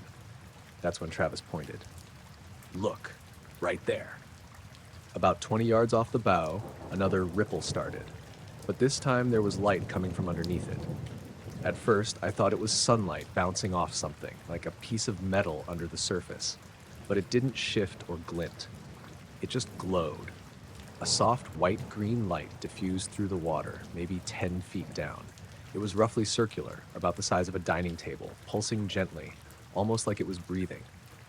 We didn't say anything for a few seconds, just stared. Then Travis whispered, "What is that?" I said, "I don't know," and instinctively grabbed the side of the boat to steady myself. The glow brightened slightly, enough that I could see Travis's face reflected pale green. The ripples started again, concentric circles rolling out from the light, smooth and even, never breaking. We sat frozen, waiting for something to surface, a fish, a diver, anything. But the glow stayed steady, not moving closer or farther. It just sat there beneath the water, humming faintly. I could almost feel the vibration through the hull. Then, without warning, it dimmed. Not like a light being turned off, but like it sank deeper, fading until it was gone. The ripples stopped. The lake went perfectly flat again. I remember the sound that followed, or more like the absence of it. Total silence. Not even the small noises you don't realize you hear until they're gone. Wind, birds, insects, distant traffic. Nothing. Travis finally said, "Let's head in." His voice sounded off, like it was being swallowed by the air. I nodded and started rowing back. The oars made almost no splash. Each stroke felt too loud in the quiet. About halfway to shore, the cold hit again, sharp and sudden like stepping into a walk-in freezer. I looked down and saw condensation forming on the metal parts of the boat. When I exhaled, my breath came out white. The cold lasted longer this time, maybe 3 or 4 minutes, then it lifted, just as fast as it came. When we reached shore, we both got out without saying much. I pulled the boat up and turned around to look at the lake. Completely still, smooth as glass again. The reflection of the trees was perfect. Too perfect. There were no ripples, no hint of movement, not even where we just rode in. The water looked untouched.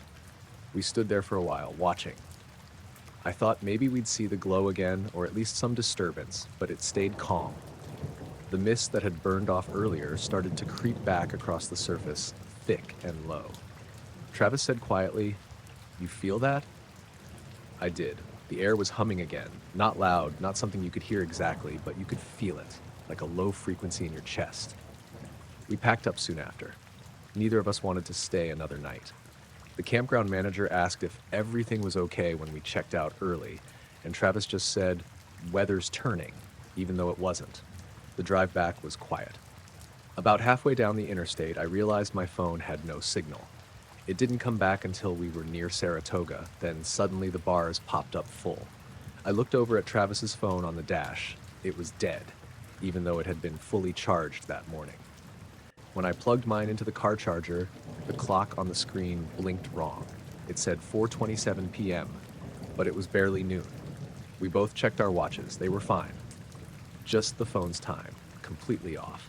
That night after I got home, I couldn't stop thinking about how still the water had been after that light disappeared. It was like the lake had reset itself. No sign we'd ever been out there. I went online and tried to find any reports of underwater lights or gas releases or anything that could cause ripples like that, but nothing matched what we saw.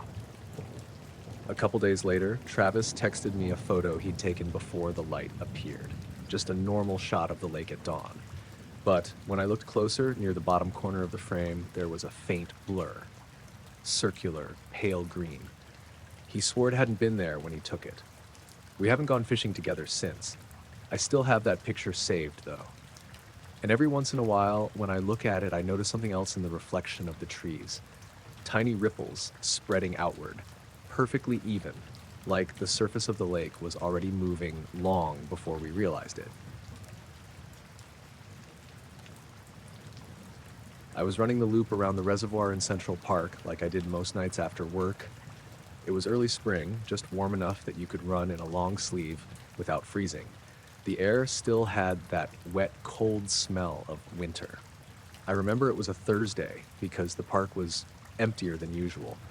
Not totally empty, but quiet enough that my footsteps echoed a little on the pavement. I usually start at 90th and run counterclockwise, but that night I went the other way for no reason at all. Around halfway through, near the east side of the water, I stopped to catch my breath. The sky was clear, the city lights behind me soft and yellow, and the surface of the reservoir was smooth, like glass. You could see the reflections of the skyline, the running path lights, even a plane way up high, blinking slowly across the dark. That's when I noticed something strange. Near the center of the water, the reflections started to ripple, not from wind or ducks or anything moving on the surface, but from underneath. It was subtle at first, just a shimmer that moved against the direction of the small waves. I thought maybe it was a fish or some debris catching the light, but it spread outward, forming these slow-moving rings that didn't look right. The weird part was that it wasn't random. The ripples pulsed rhythmically, almost like a heartbeat.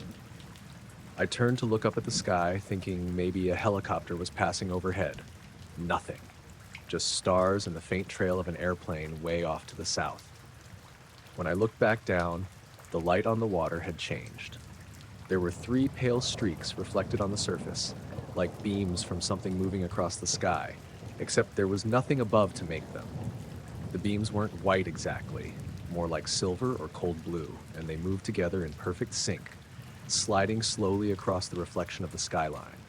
I stood there for a long time trying to make sense of it. I even took out my phone, but the reflection barely showed up on the screen. It just looked like glare from the path lights. A man ran past me and I almost stopped him to ask if he saw it too, but I didn't. I felt stupid, like maybe it was some weird visual thing from the water or my eyes adjusting to the dark. Then the lights started to move differently. They spread apart, widening into a triangle shape, perfectly even, then began to rotate. The reflections rippled with them, distorting the skyline behind it. For a second, I thought maybe there were drones flying somewhere behind me, but I turned around and saw only the dark line of trees and the faint glow of the city beyond. No sound, no movement, nothing. When I turned back, the triangle had stopped spinning. It just hovered there in the reflection, dead still. The air felt heavier, like when a storm is about to break. I remember realizing the park had gone completely silent. No rustling leaves, no footsteps, no distant sirens. It was the quietest I'd ever heard the city. And then, without warning, the lights in the reflection started to ripple again, faster this time, until the water looked like it was boiling with light. The whole thing lasted maybe 5 seconds. Then the reflections blinked out, just gone. The water went perfectly still again. That's when I noticed the path lights flicker. It was subtle, like the power dipped for half a second. The nearest lamp dimmed and buzzed. The runner who had passed me earlier was now a dark shape far down the trail, but I saw him glance back, like he noticed it too. I decided that was enough for me. I started jogging again, faster than before, trying not to look at the water.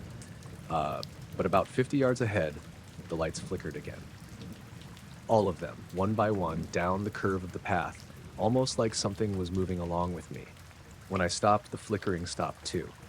I was breathing hard now, not from running, but from that slow panic that creeps up when something doesn't make sense. The reservoir was calm again, smooth and mirror-like. I forced myself to look down at the water one last time.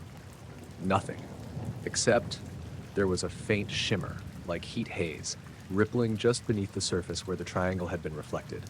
It was faint enough that I thought maybe my eyes were playing tricks. But when I blinked, it was still there. Moving slightly, almost like something deep beneath was giving off light through the water. I took out my phone again and hit record, panning slowly over the surface. The screen showed nothing unusual, just the skyline, the reflections, the dark water. But when I reviewed it later at home, there was a single frame where something bright flared across the middle of the water, like lightning under glass. It was there for less than a second. Anyway, that night, I left the park early. I cut across to Fifth Avenue and walked the rest of the way home. Every car that passed felt too bright, too loud. My phone buzzed once in my pocket, but when I checked, there were no new messages. That might have been the end of it, except for what happened the next morning. I woke up to sunlight streaming in through the blinds, and for a minute I thought maybe I'd dreamed the whole thing. But when I picked up my phone, it was off. Not dead, just off. I hadn't turned it off, and the battery was at 74%. When I powered it back on, the clock was wrong. It showed 6:19 a.m., but my watch and microwave both said 8:12. My phone resynced after a few seconds, but still, that had never happened before. Later that day, I went for another run, partly to prove to myself that it was nothing weird. Same time, same route. The park looked completely normal. People walking dogs, couples taking photos, a few other joggers on the path.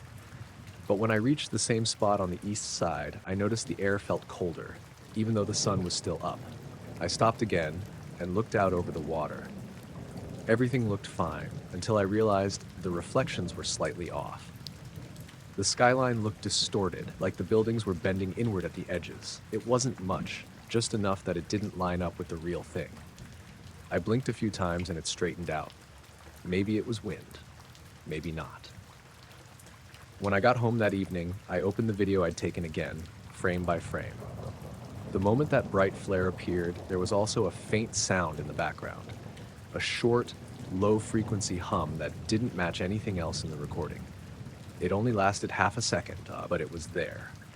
I tried to show it to my coworker, Sam, the next day. We were sitting outside on our lunch break. When I pulled up the video, that one bright frame wasn't there anymore. The whole clip looked normal. He laughed and said, "I probably filmed the glare and messed with the contrast without realizing." I didn't argue. I went back to running at the gym after that. I didn't go near the reservoir again for a while. But a few weeks later, walking home one evening, I cut through the park just to save time. It was cloudy and kind of misty, the kind of night where all the city lights reflect back down from the low clouds. I passed near the reservoir fence and saw movement out of the corner of my eye, just faint ripples spreading out in the water, even though there was no wind. I told myself it was a duck or something, kept walking, didn't stop, but when I reached the end of the fence, I looked back once more. There was a pale glow near the center of the reservoir, faint and steady, like a single reflection from something above. But the sky was solid gray.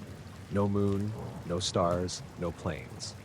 I stood there maybe 5 seconds, then turned and kept walking until I was out of the park. That was months ago. I haven't seen it since. But every time I pass that stretch of the reservoir, I slow down a little without meaning to, and I catch myself watching the water, just to see if the reflections line up the way they should.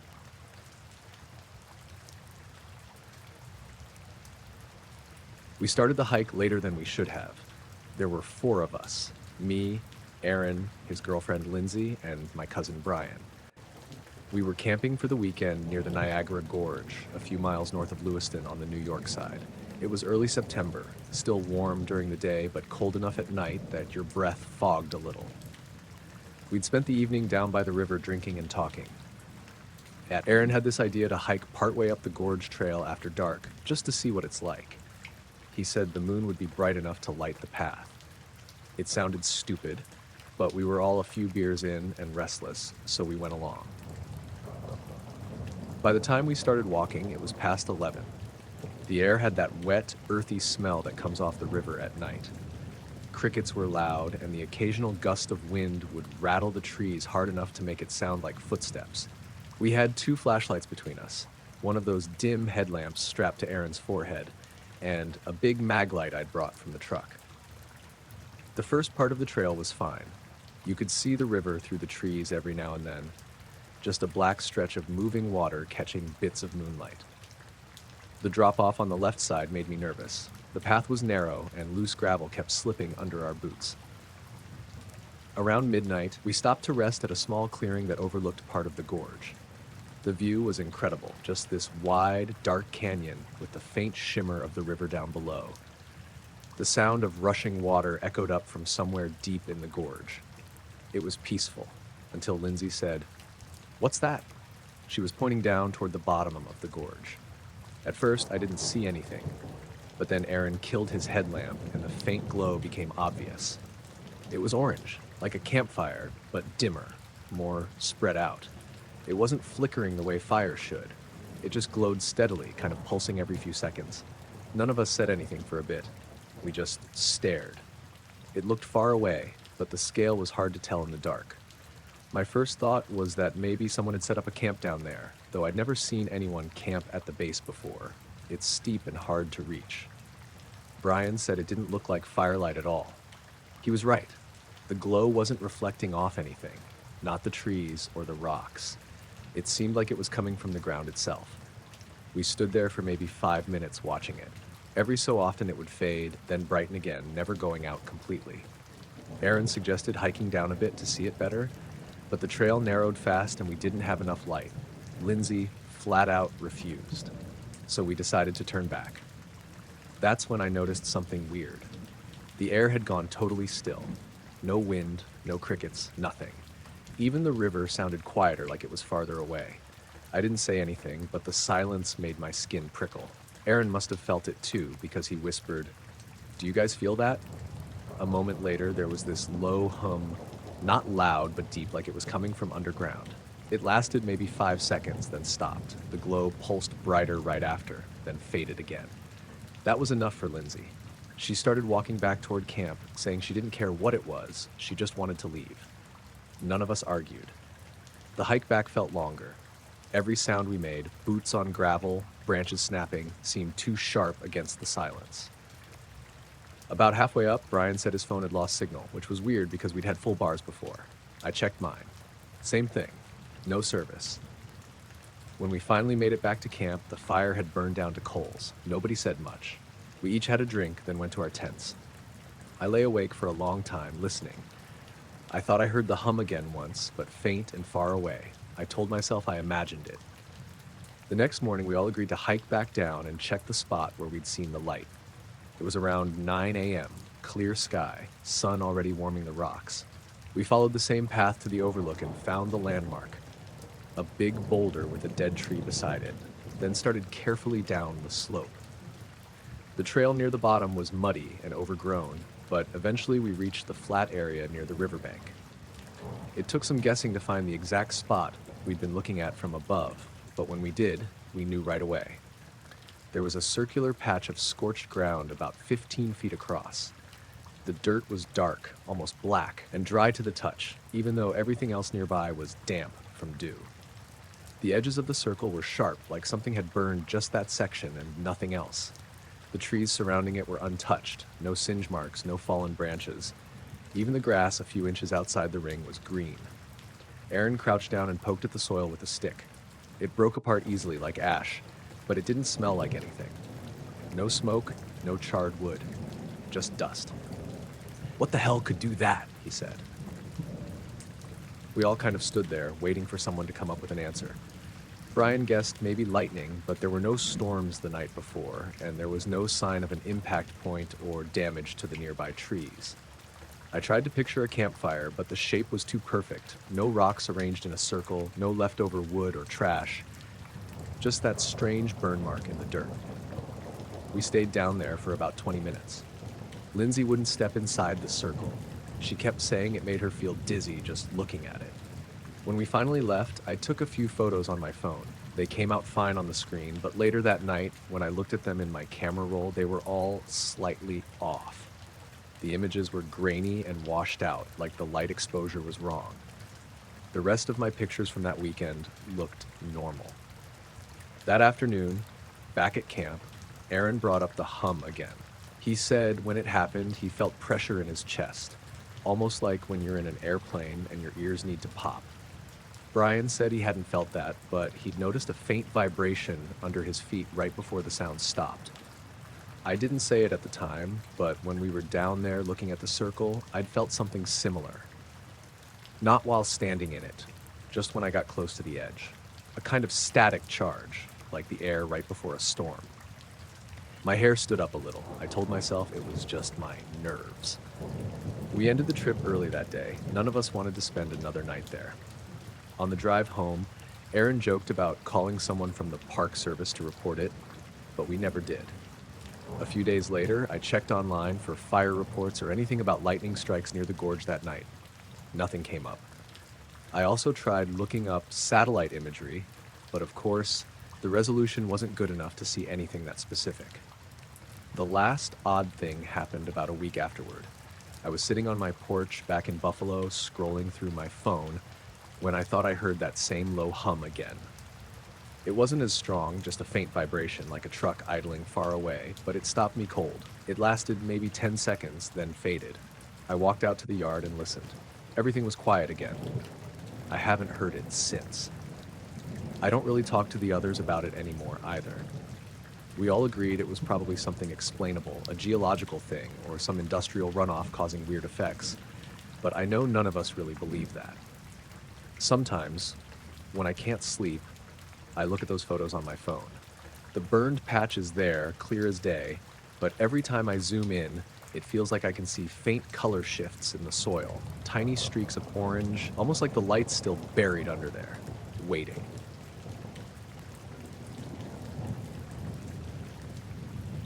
It was around 11:40 p.m., one of those late-night Staten Island ferry runs where half the people on board are either half asleep or too tired to care about anything.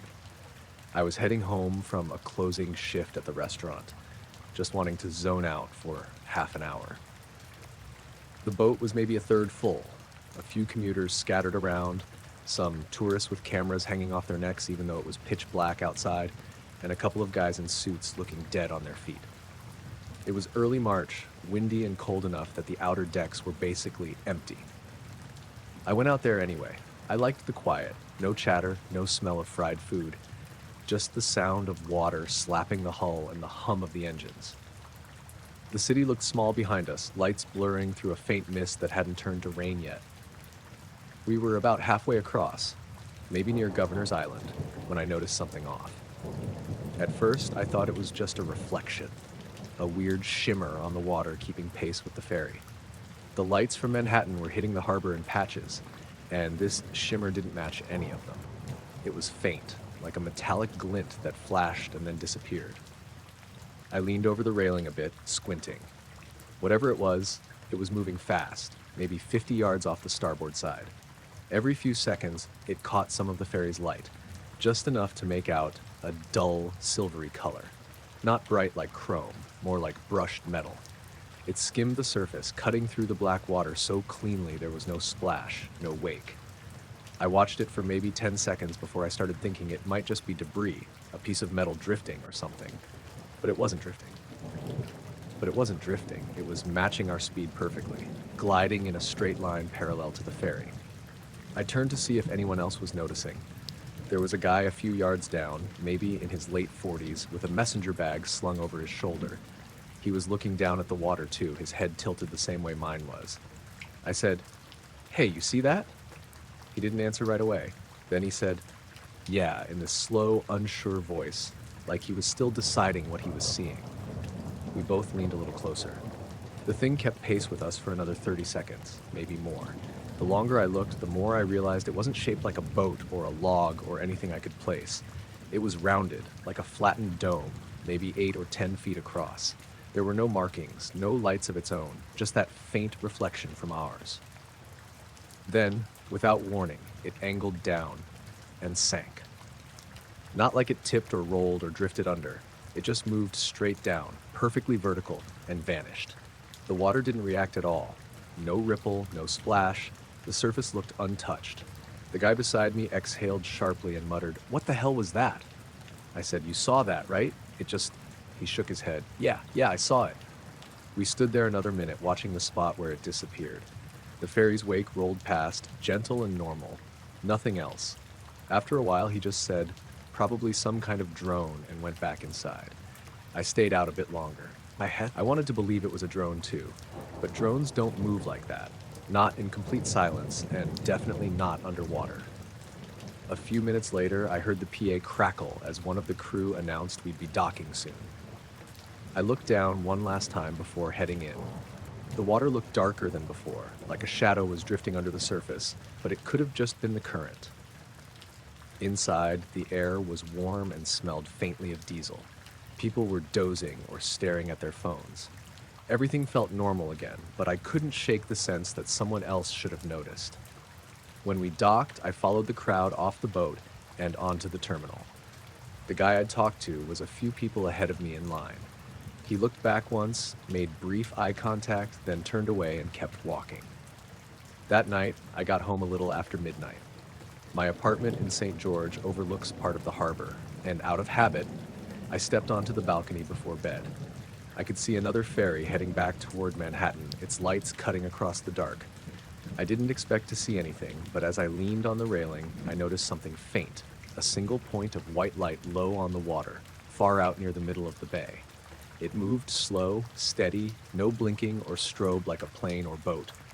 Then it faded out, almost like it sank again. I went inside and shut the blinds. The next evening, I was back at work. Around 9:30 on my break, I told one of the line cooks about it. His name's Luis. He's from Staten Island too, takes the same ferry sometimes. He laughed and said I was probably overtired. Then, he got a little more serious and said a few years ago, some of the ferry guys saw weird lights out near the Narrows at night, like orbs moving just under the surface. He said they stopped talking about it because no one believed them. That stuck with me. 2 nights later, I finished another late shift and caught the 11:30 again. I didn't plan to go outside, but I ended up doing it anyway. The air was warmer that night, calmer. The city looked hazier, like there was low fog over the harbor. I stood near the same spot on the starboard side, gripping the cold railing. For most of the ride, nothing happened. Then, right before we reached the midpoint, I thought I saw movement again. Not light this time, just a shape. The surface rippled in a tight circle, like something large had passed beneath. I waited, scanning the water. Nothing. Just the faint glow from the ferry lights playing across the waves. When we docked, I noticed a few people looking out the windows toward the water as we slowed down, whispering to each other. A woman in a long coat tapped the glass and frowned. I didn't catch what she said, but one of the deckhands told everyone to stay clear until the ramp dropped. As we disembarked, I glanced back and saw 2 of the crew leaning over the rail with flashlights. They weren't joking or laughing. One of them crouched down like he was trying to get a better angle, then looked over his shoulder and waved someone else over. I didn't stick around to see more. When I got home that night, I went straight to bed. But around 3 a.m., I woke up to a low humming noise. Not loud, just a steady vibration, like distant machinery. I thought it was a garbage truck at first, but when I looked outside, the street was empty. The sound seemed to come from the harbor. I stepped out onto the balcony again. The sky was clear this time, stars faint behind city light. The water looked calm, but I could see a pale reflection moving across it, not from a boat, not from any light I could trace. It moved in a long, slow arc, then blinked out. The humming stopped at the same moment. I stood there a while, waiting for it to come back, but it didn't. The air felt heavy, like everything was holding still for a few seconds before resuming its normal rhythm. In the morning, I walked down to the ferry terminal early, just to see. Everything looked completely normal. Commuters rushing for coffee, pigeons everywhere, nothing strange about the water. But right near the edge of the dock, where the sunlight hit the surface, I noticed a long, thin streak of discoloration. It looked like a burn mark underwater, if that makes sense. A perfect line, pale against the dark harbor floor, stretching out toward the middle of the bay. I stared at it for a while before heading inside. Nobody else seemed to notice. That night, I took the train home instead. It was late August, a humid night that never really cooled down even after the sun dipped. My friend Kyle and I were both 17, about to start senior year, and had driven out to Pine Bush because we'd heard people talk about weird lights out there. Everyone in that part of upstate New York knows Pine Bush's reputation, but we weren't really believers. It was just something to do. Get out of the house, drive back roads, listen to music, maybe spot something that would make a good story later. We left his place in Montgomery around 10, grabbed a couple sodas from Stewart's, and took Route 52 until we turned off onto one of those narrow dirt roads that wind through the woods. The air smelled like rain, even though it hadn't rained in days. The trees were thick, leaning in close, and the headlights caught the shimmer of spiderwebs hanging between branches. After a while, we found a small clearing that looked like it had been used by hunters or off-roaders. Flattened grass, a burned-out fire ring, a few beer cans. We pulled in, turned off the engine, and let the silence settle. Out there, it's dark in a way city people don't understand. No streetlights, no hum of traffic, just a faint chorus of insects and the occasional whip poor will. Kyle lit a cigarette, and we just sat there talking about school, girls, college stuff. He leaned his seat back, flicking ash out the window. I had the windows cracked, the radio low, classic rock fuzzing in and out. It must have been around 11:15 when I noticed something moving through the trees. At first I thought it was just a distant plane, but the light was too low, way too low. It was this white, clean light, not flickering or colored like a star. It moved slow, almost deliberate, drifting downward through the trees toward the base of the hill. "Kyle, look," I said, nodding toward it. He sat up and squinted. "What the hell is that?" We both rolled our windows down further. The air that came in was heavy and damp. The light got brighter as it descended, like it was getting closer to the ground. It wasn't blinding, more like looking at the beam of a giant flashlight from a distance. What freaked me out was how it didn't make any noise. No rotors, no engine, nothing. Just the hum of crickets and frogs around us. We watched it drop behind the trees maybe a quarter-mile away, and then the forest lit up. You could see every branch, every shadow stretching long across the clearing. Then, as suddenly as it appeared, it went dark. Neither of us said anything for a few seconds. Kyle finally muttered, "Maybe a helicopter?" But he didn't sound convinced. I said, "Then where's the sound?" We sat there another few minutes, expecting to hear someone. Hikers, cops, something. Nothing. Just that deep silence.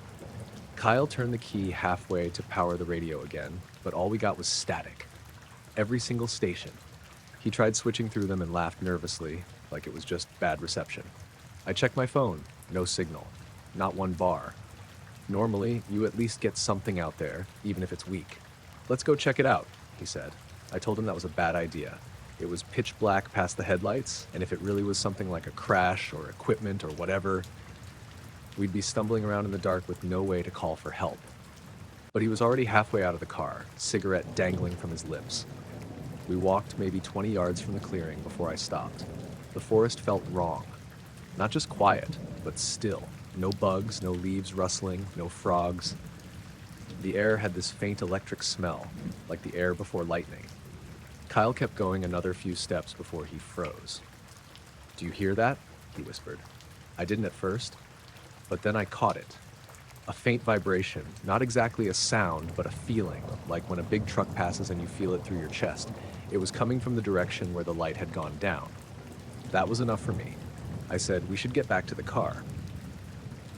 He didn't argue. We started back, and that's when the vibration stopped.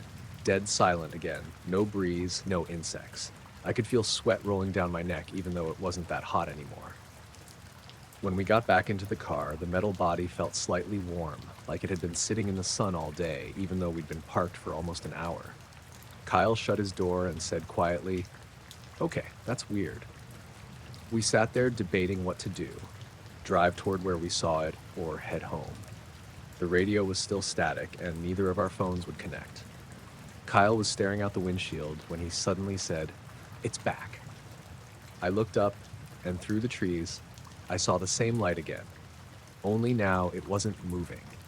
It was hovering between the trunks, perfectly still about the height of the treetops. It wasn't shining outward anymore, just glowing with this dull white that didn't flicker. We killed the headlights and just watched it. The glow reflected faintly off the trees and ground. Every instinct told me to leave, but I couldn't take my eyes off it.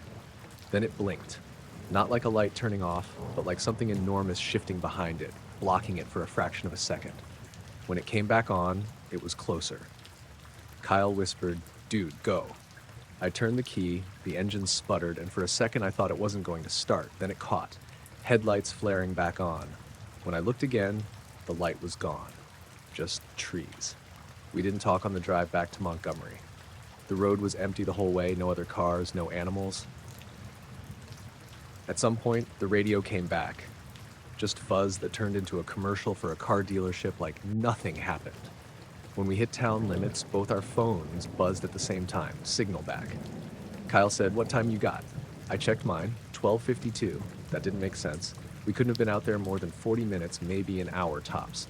He showed me his screen, same time. Neither of us could explain it. When I got home, I plugged my phone in and checked the clock on the microwave. It said 11:58.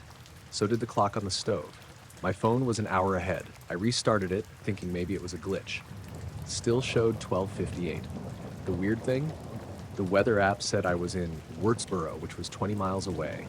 The next morning, everything was normal again. Phone time synced with the house, GPS worked fine, radio clear. I texted Kyle and asked if his phone was still weird. He said it was fine too, but his camera roll had a new file timestamped 12:32 a.m. It was black, just pure black. No sound, no image. He swore he didn't take it. We didn't go back to Pine Bush after that. A week later, he said he drove past that same road in daylight on his way to a job site. He told me there was no clearing anymore, just trees. He said maybe he'd turned onto the wrong path, but he recognized the turnoff, the split in the guardrail. The place where we parked didn't exist. I never checked for myself. Sometimes late at night, if I drive that way, I'll turn down the radio and roll the window down just to listen. The woods out there still go completely silent sometimes, not for long, maybe a few seconds, like everything is holding its breath. I keep driving when that happens. It was close to midnight when I left my buddy's place in Saratoga Springs. We'd been watching a game, had a few beers, and I was heading home to Corinth.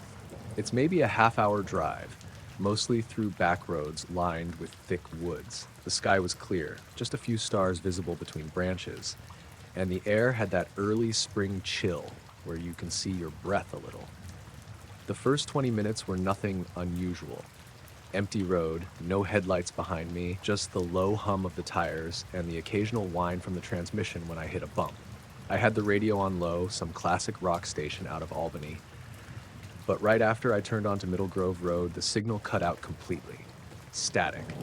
I fiddled with the tuner, tried a few different stations. Nothing but white noise. Even the phone lost signal. I figured it was just one of those dead zones in the hills. A few minutes later, I saw light behind me. I thought it was another car catching up, so I checked the mirror, but it didn't look right. It wasn't the usual twin headlights, it was just one bright, almost pure white circle. Not bluish like LED headlights or yellow like halogens. It was clean, almost sterile looking, and it didn't bounce the way headlights do over uneven road. It stayed perfectly level.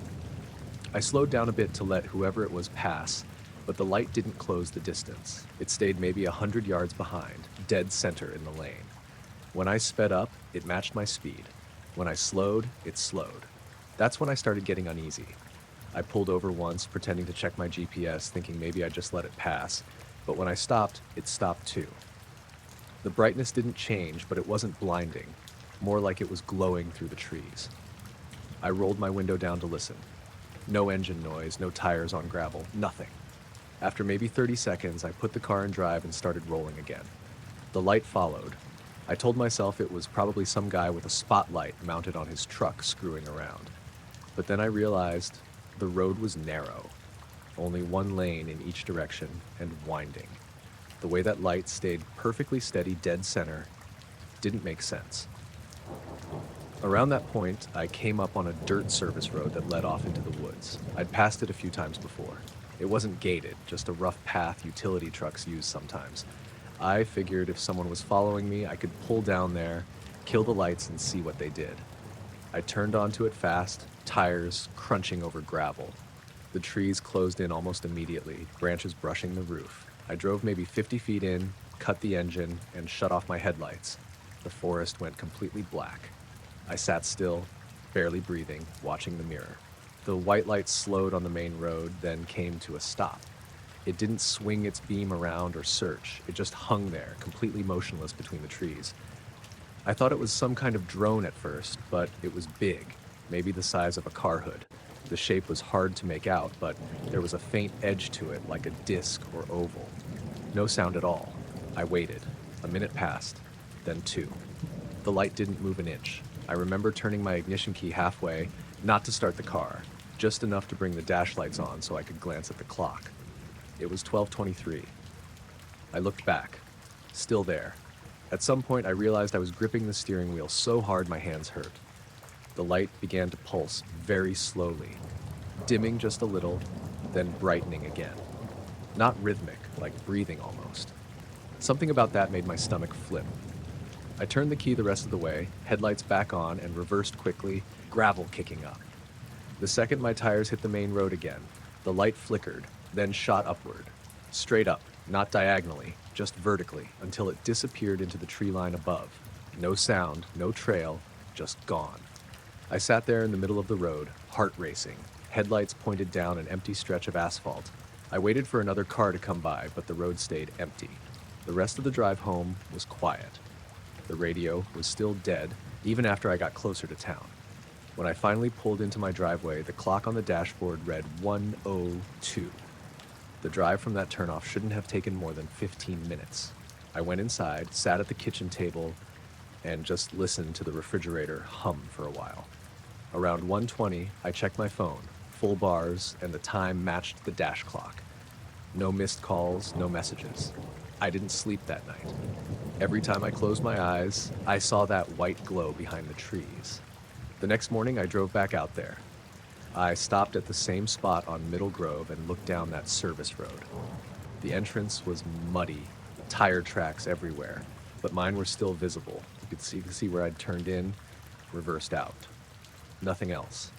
I followed the dirt path on foot for maybe 100 feet just to see if there were any signs of someone else being there. There weren't.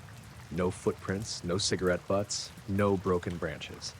But in one patch of soft ground, maybe halfway down, the soil was darker, or like it had been baked or burned. About a 6-foot circle, smooth around the edges, almost perfect. It didn't smell like smoke or fuel. It just looked wrong. The mud around it was still damp from the rain earlier that week, but that patch was completely dry, cracked even. I crouched down to touch it. The ground was warm, not hot, but noticeably warmer than the air.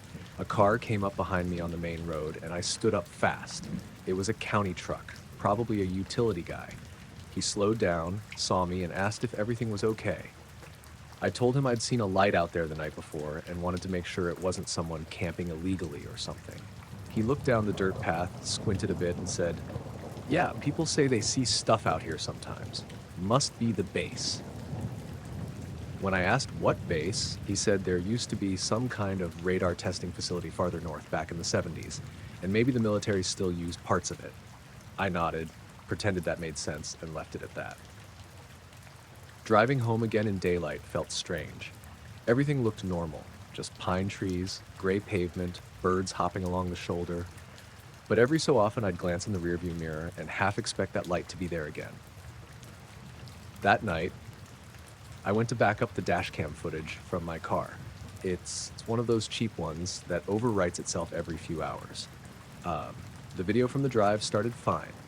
Headlights, road, static on the radio. Then, right around when the radio cut out, the recording glitched. The next timestamp jumped forward 13 minutes. After that, it showed me turning into my driveway. There's no footage of the light. None. I tried not to obsess over it, but I kept thinking about that burned patch in the dirt. I went back again 2 days later, early in the morning this time. The ground was cold, damp from dew. The patch was still there, but fainter, like it had been fading. The edges were softer, less defined. I stood there for a while watching the trees. It was dead quiet, not even wind. For a second, I thought I saw something pale move between the trunks. Not light, exactly, more like a reflection that shouldn't have been there. Then a bird startled and flew off, and I realized how tense I'd been standing. I walked back to the car and drove home. I haven't been down that road at night since. The only strange thing after that was about a week later. I was coming out of work, and when I started my car, the radio, which had been fine all week, suddenly blared static again for about 10 seconds before the signal came back. It was that same station out of Albany. I didn't think much of it, but when I looked at the clock, the time had reset to 12:23. I was driving home from a late client meeting in Poughkeepsie. probably around 11:15 p.m., taking Route 9 because it's faster at night and there's almost no traffic. The air had that heavy, humid feel that hangs over the Hudson Valley in late July, and a faint mist was rising off the trees on either side of the road. It was one of those nights where everything smells sharper: cut grass, wet asphalt, river water, and it somehow makes you more aware of quiet things. I had just passed the small cluster of houses near Wappingers when I noticed brake lights ahead. At first, I assumed it was a minor accident or someone pulling over to check a flat. But as I got closer, I saw a dozen cars lined up on the shoulder, all with hazard lights flashing. People were standing outside, looking uphill toward the west side of the valley. Curiosity got the better of me. I eased my car onto the shoulder and cut the engine, leaving the interior lights off. It was unusually silent, just the occasional chirp of crickets, the hum of distant traffic from the Taconic Parkway. I stepped out and squinted toward the hills, and that's when I saw them. There were maybe 6 or 7 red lights hovering low over the valley. Not flashing or blinking like aircraft warning lights, just solid, steady red. They moved slowly, like someone was drawing them through the sky with a brush. They were close enough that I could see the faint glow reflecting off the mist in the valley below, but far enough away that I couldn't make out any shape, just points of light. People were whispering. Some were taking photos with their phones, but most were just staring. I remember thinking that even if someone had rigged a bunch of drones, they'd make a sound. These were silent, drifting perfectly in formation, like they were tethered to nothing. I leaned against the hood of my car, trying to get a sense of what I was looking at. The lights shifted slightly, one rising, another descending. They moved as a group, almost like birds in a V formation, but too slow, too deliberate. I felt the hair on my neck stand up. I don't normally get freaked out, but this was different. After a few minutes, maybe 5, they started fading. Not moving away or turning off, but dimming evenly, until the red glow was just a faint ember, and then nothing. The mist over the valley looked ordinary again. The trees, the hills, everything was quiet. It felt like someone had erased it.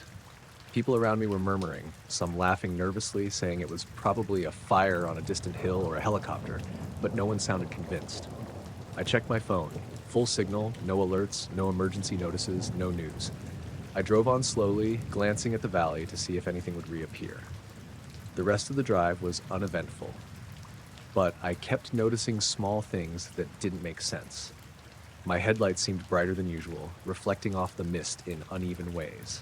At one point, I thought I saw a shadow move across the road up ahead, but when I slowed down, nothing was there. I got home around midnight. Erin was asleep when I came in. I didn't mention it, not because I was embarrassed, but because she tends to overreact, and I wasn't ready to explain what I saw. I double-checked the house, windows and doors, just like I always do at night, and everything seemed normal. Over the next few days, I kept thinking about it. I checked local news sites and social media. Nothing about mysterious lights over the Hudson Valley. Some people posted photos on Instagram, mostly blurry red dots in the sky, but nothing concrete. A week later, I drove the same stretch of Route 9 during the day this time, just to see if I could make sense of it. The shoulder looked normal. No signs of fire or activity, no odd marks on the road.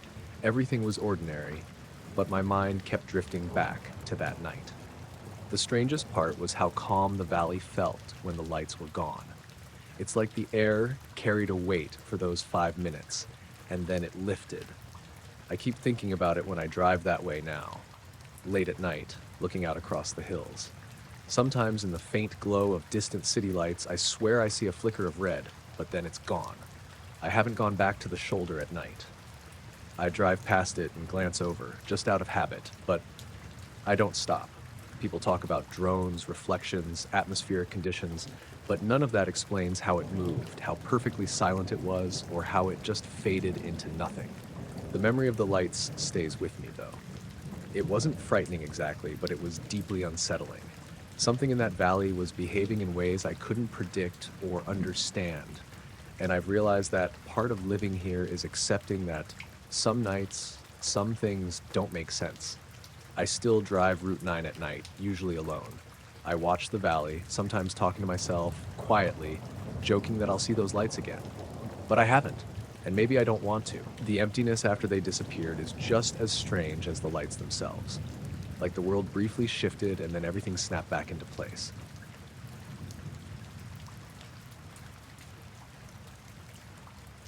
It was around 10:30 on a Wednesday night. I remember because I had just finished a Zoom call for work that ran way longer than it should have. My wife, Erin, was already in bed upstairs, and I was cleaning up the kitchen, just kind of decompressing. It was one of those muggy summer nights where the air feels thick, even after dark. I live in a quiet neighborhood on the outskirts of Rochester, Greece, technically. Mostly single-family homes with fenced yards and big trees.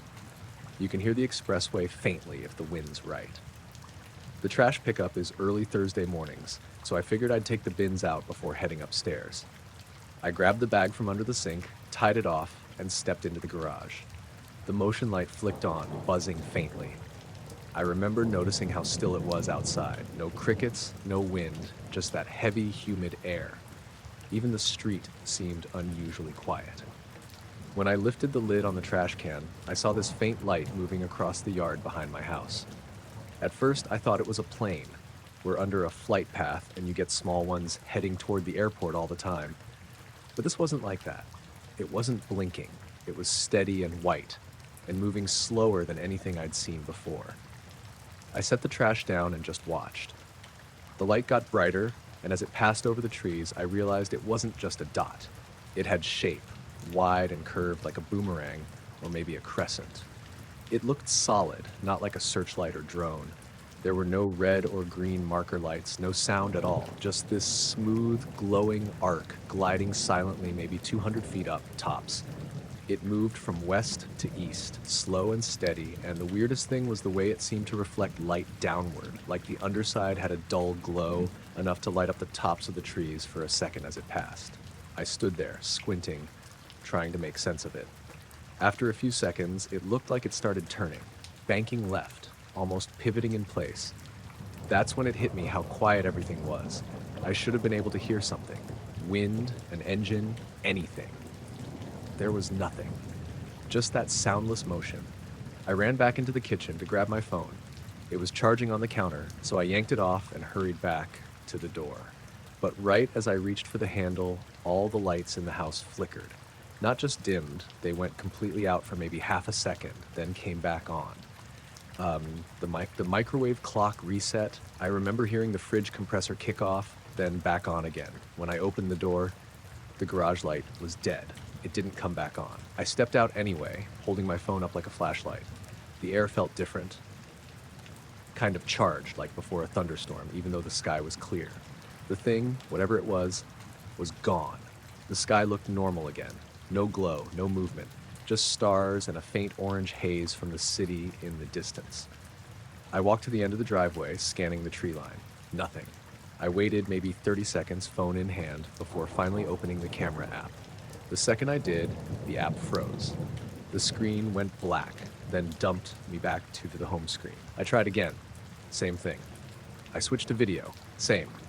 At that point, I wasn't exactly scared, more just unsettled. Everything felt off. I could still hear that low hum in my ears, though I couldn't tell if it was real or just me noticing silence too hard. I went inside, and the kitchen lights flickered again, briefly this time. The digital clock on the oven was flashing 12. I unplugged my phone and checked the time. It said 11:42. I remember thinking that couldn't be right. It hadn't been that long since I'd gone out. Maybe 10 minutes, tops. I checked the wall clock above the fridge. It said 10:51. I assumed my phone had glitched from the brief power surge, but when I plugged it back in, it synced automatically and still said 11:42. I even turned on the TV just to check. The local channel's news had already started, so apparently it was 11:42. Somehow, almost an hour had gone by. I stood there trying to piece it together. I hadn't gone anywhere. I'd been outside maybe 2 or 3 minutes, 5 at most. Erin called down from upstairs asking what happened to the lights. I just told her the power flickered, didn't mention the rest. Later, after she fell back asleep, I went outside again. I wanted to see if maybe a transformer had blown or if there was a drone somewhere. The garage light still wouldn't turn on. I had to use my phone flashlight. There were no strange sounds, no lights in the distance, just wet grass and the faint hum of air conditioners from down the street. But when I looked at the trash can, I noticed something strange. The lid was slightly ajar. I always close it tight because of raccoons. I lifted it again, thinking maybe the bag had settled, but it was still sealed. I could have sworn I heard a faint crackling sound from the trees behind the yard, like static. I stayed out there for maybe another minute before going back in. I didn't sleep much that night. The next morning, I checked the house. All the clocks were fine, except the microwave and oven. The garage light came on like normal when I left for work. I even checked the circuit breaker just to be sure. Everything was in order. At lunch, I mentioned it to my coworker, Nate. He's from Henrietta, big into astronomy, so I figured he might have seen something similar. He just shrugged and said maybe it was a private drone. But when I told him about the power flicker and the time jump, he got quiet for a second. Then he said his power had blinked too, around 10:30, but his phone hadn't changed. That night, I went online and tried to find anything about a power outage or aerial activity. Nothing. No weather reports, no military training, no flight paths matching that direction. A few days later, on Saturday, I went to take the trash out again and noticed the same stillness. No bugs, no breeze. It wasn't quite the same, but it made me pause. I stood in the driveway and just watched the sky for a while. Every plane, every blinking light, all normal. But I couldn't shake the feeling that something was missing, like a sound I didn't realize I'd gotten used to until it stopped. One last thing, I didn't notice it until Sunday morning. On the lid of the trash can, right near the handle, there was a faint crescent-shaped mark. Not a scratch, not dirt, like something slight burned into the plastic, but without melting it, about the size of my hand. It looked exactly like the shape I'd seen in the sky. I showed it to Erin, but she said it was probably from when I leaned something hot against it. I couldn't remember ever doing that. I even tried scrubbing it off. It didn't fade. It's still there, actually. If you catch it in the right light, it's this dull, silvery outline that shouldn't be there. I've thought about replacing the bin, but I keep putting it off. Sometimes when I'm out late, maybe taking the dog out or getting something from the car, I'll catch myself scanning the sky without thinking. I don't expect to see anything, but there's a weird part of me that wonders if I already did and just didn't understand what I was looking at. It started around 10:45 p.m. on a Friday in early September. My girlfriend, Laura, and I had driven up to the Finger Lakes for the weekend, just a short getaway from the city. We rented a small Airbnb right on the edge of Seneca Lake. The place was rustic but cozy. Big windows facing the water, a fire pit out back, and no neighbors close enough to see the lake from their property. That's why we picked it. Somewhere quiet, somewhere we could actually hear ourselves think. The night had been warm and sticky, and there wasn't a cloud in the sky. After unpacking and having a couple beers, we decided to sit outside on the deck. Laura had her sketchbook, and I had my notebook, mostly just scribbling random notes and doodles while we talked. The lake was perfectly still. Usually there's some breeze or the faint chop of a passing boat, but that night it was like glass. We noticed the first light around 10:50. At first I assumed it was a plane. The lake's wide enough that flights heading to Syracuse or Rochester sometimes pass overhead. It was a faint white-orange glow reflecting softly on the water, just a little pulsing like the light was breathing. Laura pointed it out first. "Look," she said. "See how it's moving?" I squinted. It wasn't really moving across the lake. It stayed in roughly the same spot, but the reflection on the water wavered. That's when I realized there were 3 distinct points of light, spaced evenly, almost forming a triangle. "Maybe a helicopter?" I said. "Or a small plane. Could be one of those crop dusting things." Laura shook her head. "It's too high for that. And it's pulsing. That doesn't make sense." We both went quiet for a minute, just watching. The lights pulsed again, slowly in unison, like someone was adjusting the intensity. What made it strange was the reflection. Normally, reflections on water mirror the movement in the sky, but these lights almost seemed anchored to the lake's surface. The tops of the trees on the opposite shore weren't catching any of the glow. It was purely in the water.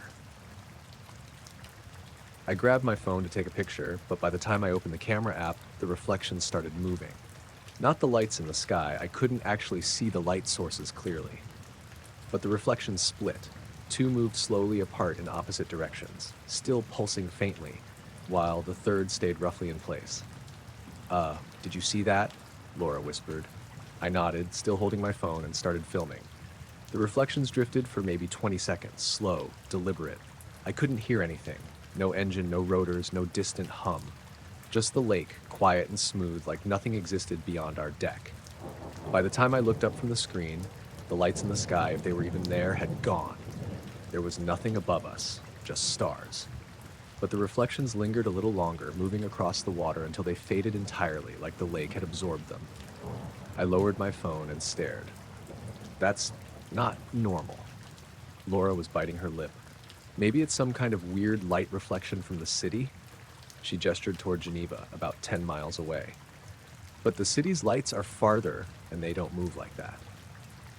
We stayed out there for a while, just watching the lake, half expecting something else to appear. But the water remained flat, unbroken, ordinary. We went inside, locked the sliding door, and tried to shake off the weird feeling. Later, we went back to the deck with mugs of tea. Everything looked normal, but the lake felt different, like it had been holding something, and now it was gone. I tried to describe it to Laura. It's like it left an echo. I said, you know that feeling when the room goes completely quiet after a train passes? But longer. She nodded. Yeah, and it's not just the lake. Even the air feels different. The next morning, we walked down to the water. Nothing.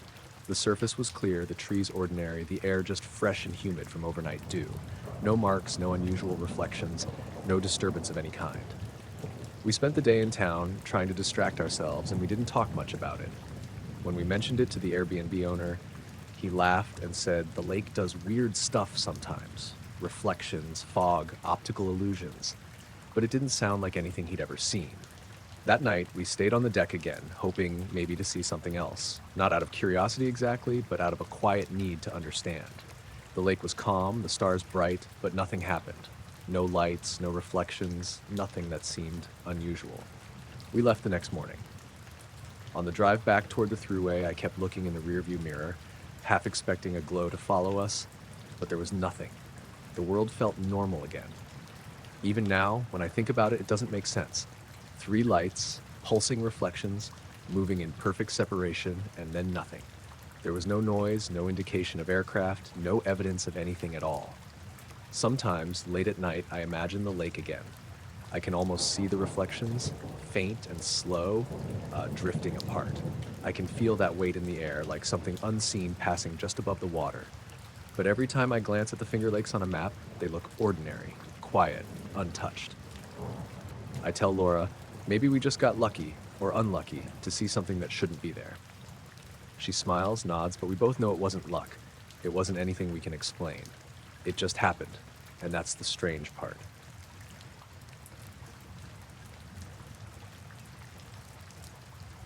I woke to the sound of my own breath and a light I couldn't place. We'd set up the tent the night before at a small, primitive site on the western shore of Tupper Lake. 3 of us, me, Kayla, and her brother Jonah, trying to get away from the city for a long weekend. It rained late, then cleared, and the night had been thick with stars and the smell of wet pine. I remember falling asleep to the slap of mosquitoes against the tent fabric and the small snore Jonah makes when he drinks too much coffee. I opened the tent flap because the heat had started to build and thought I was walking into sunrise. Except my watch said 3:12 a.m., and there was no sun. Instead, a thin fog lay along the shoreline, and it glowed from inside. Not the bright, theatrical glow of a flashlight, more like an inner light, faint and even, as if the mist itself were lit from within rather than from some outside source. The glow washed across the lake, softening the black into a milky sheet. Kayla stirred and rolled over. "You see that?" she whispered. Her voice had that edge, half sleeping, half alert, that makes everything sound like a secret. We slipped out barefoot. The ground under our feet felt sponge soft from the night's rain. Jonah was out before us, already up on the little rock outcrop by the fire pit, silhouetted against the pale fog. He didn't say much at first, just a low, "Huh." and then he reached for his thermos, hands steady like he'd seen the thing before. He hadn't.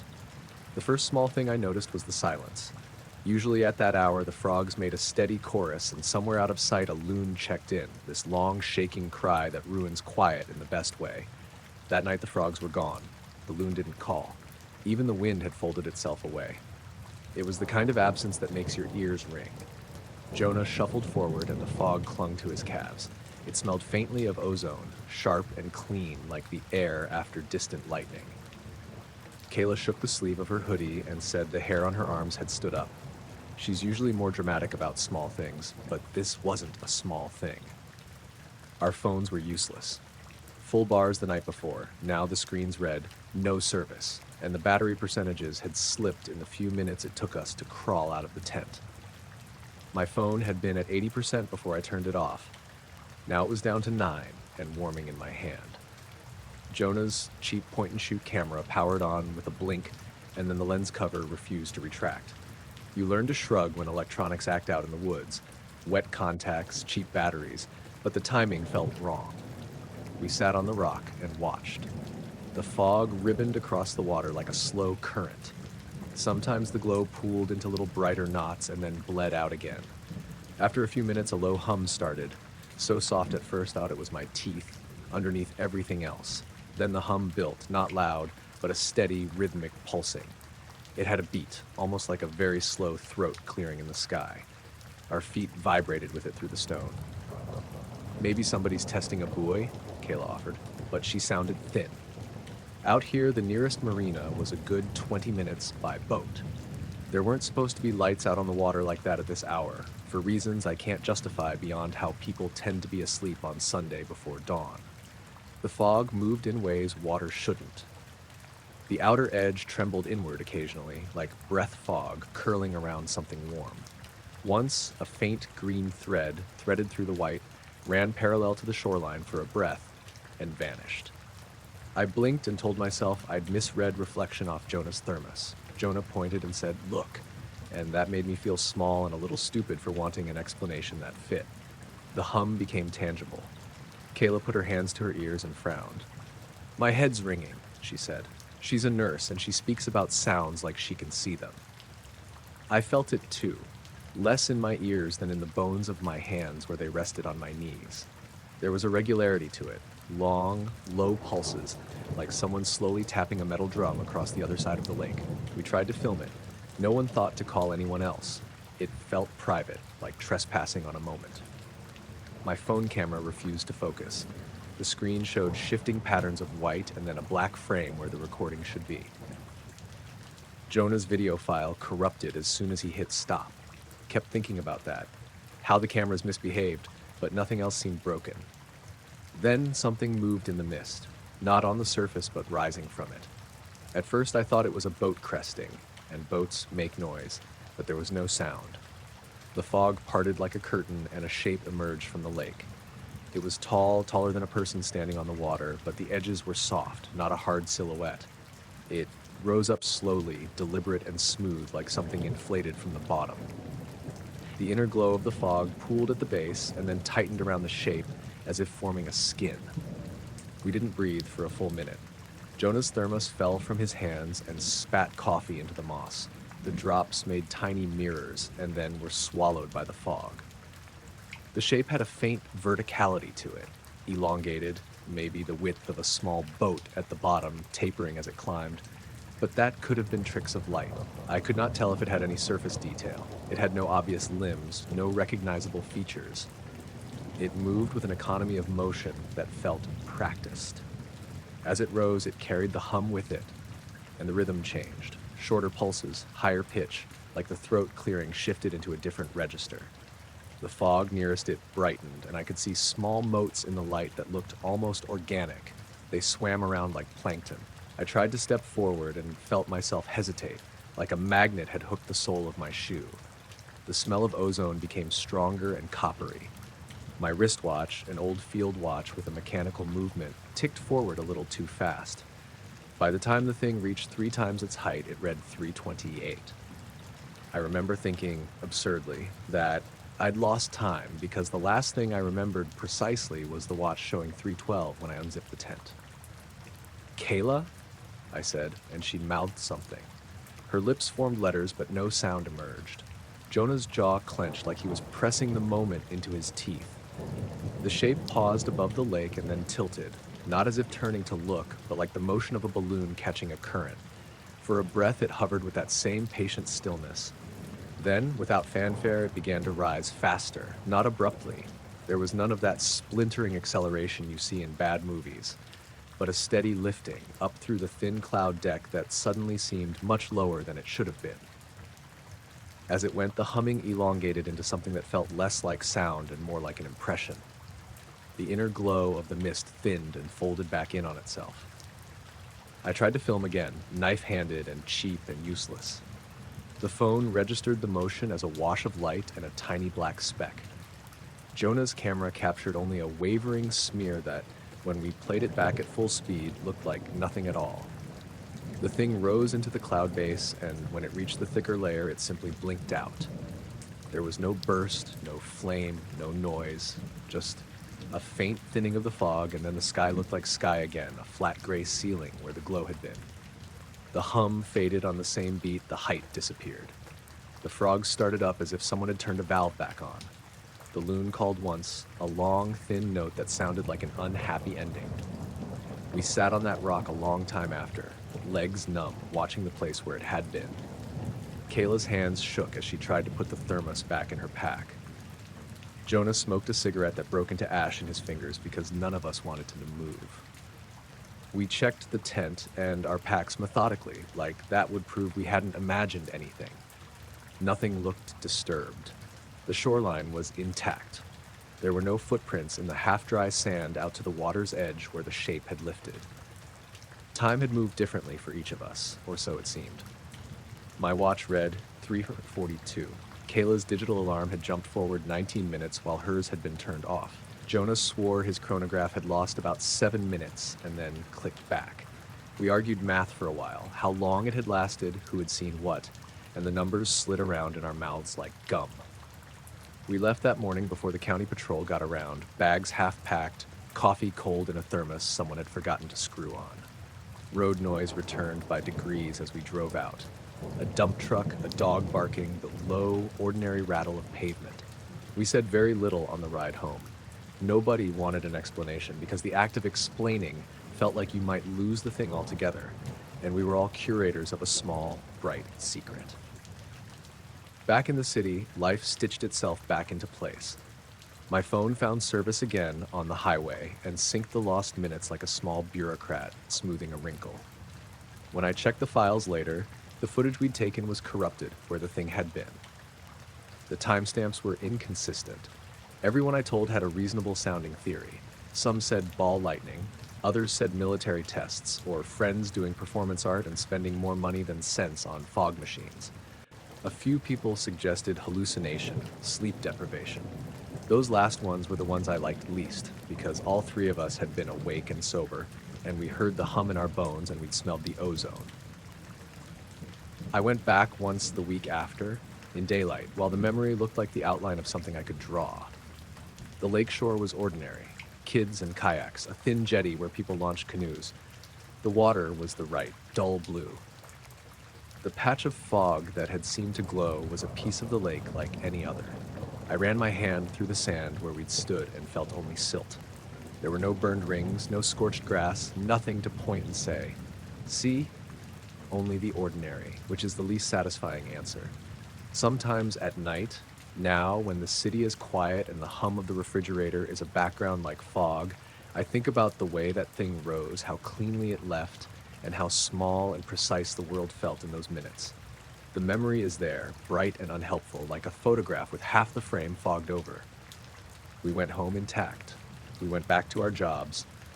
But every now and then I'll find my wristwatch a minute ahead, or smell that thin metallic tang without cause, and for a moment the lake is present again, glowing from within.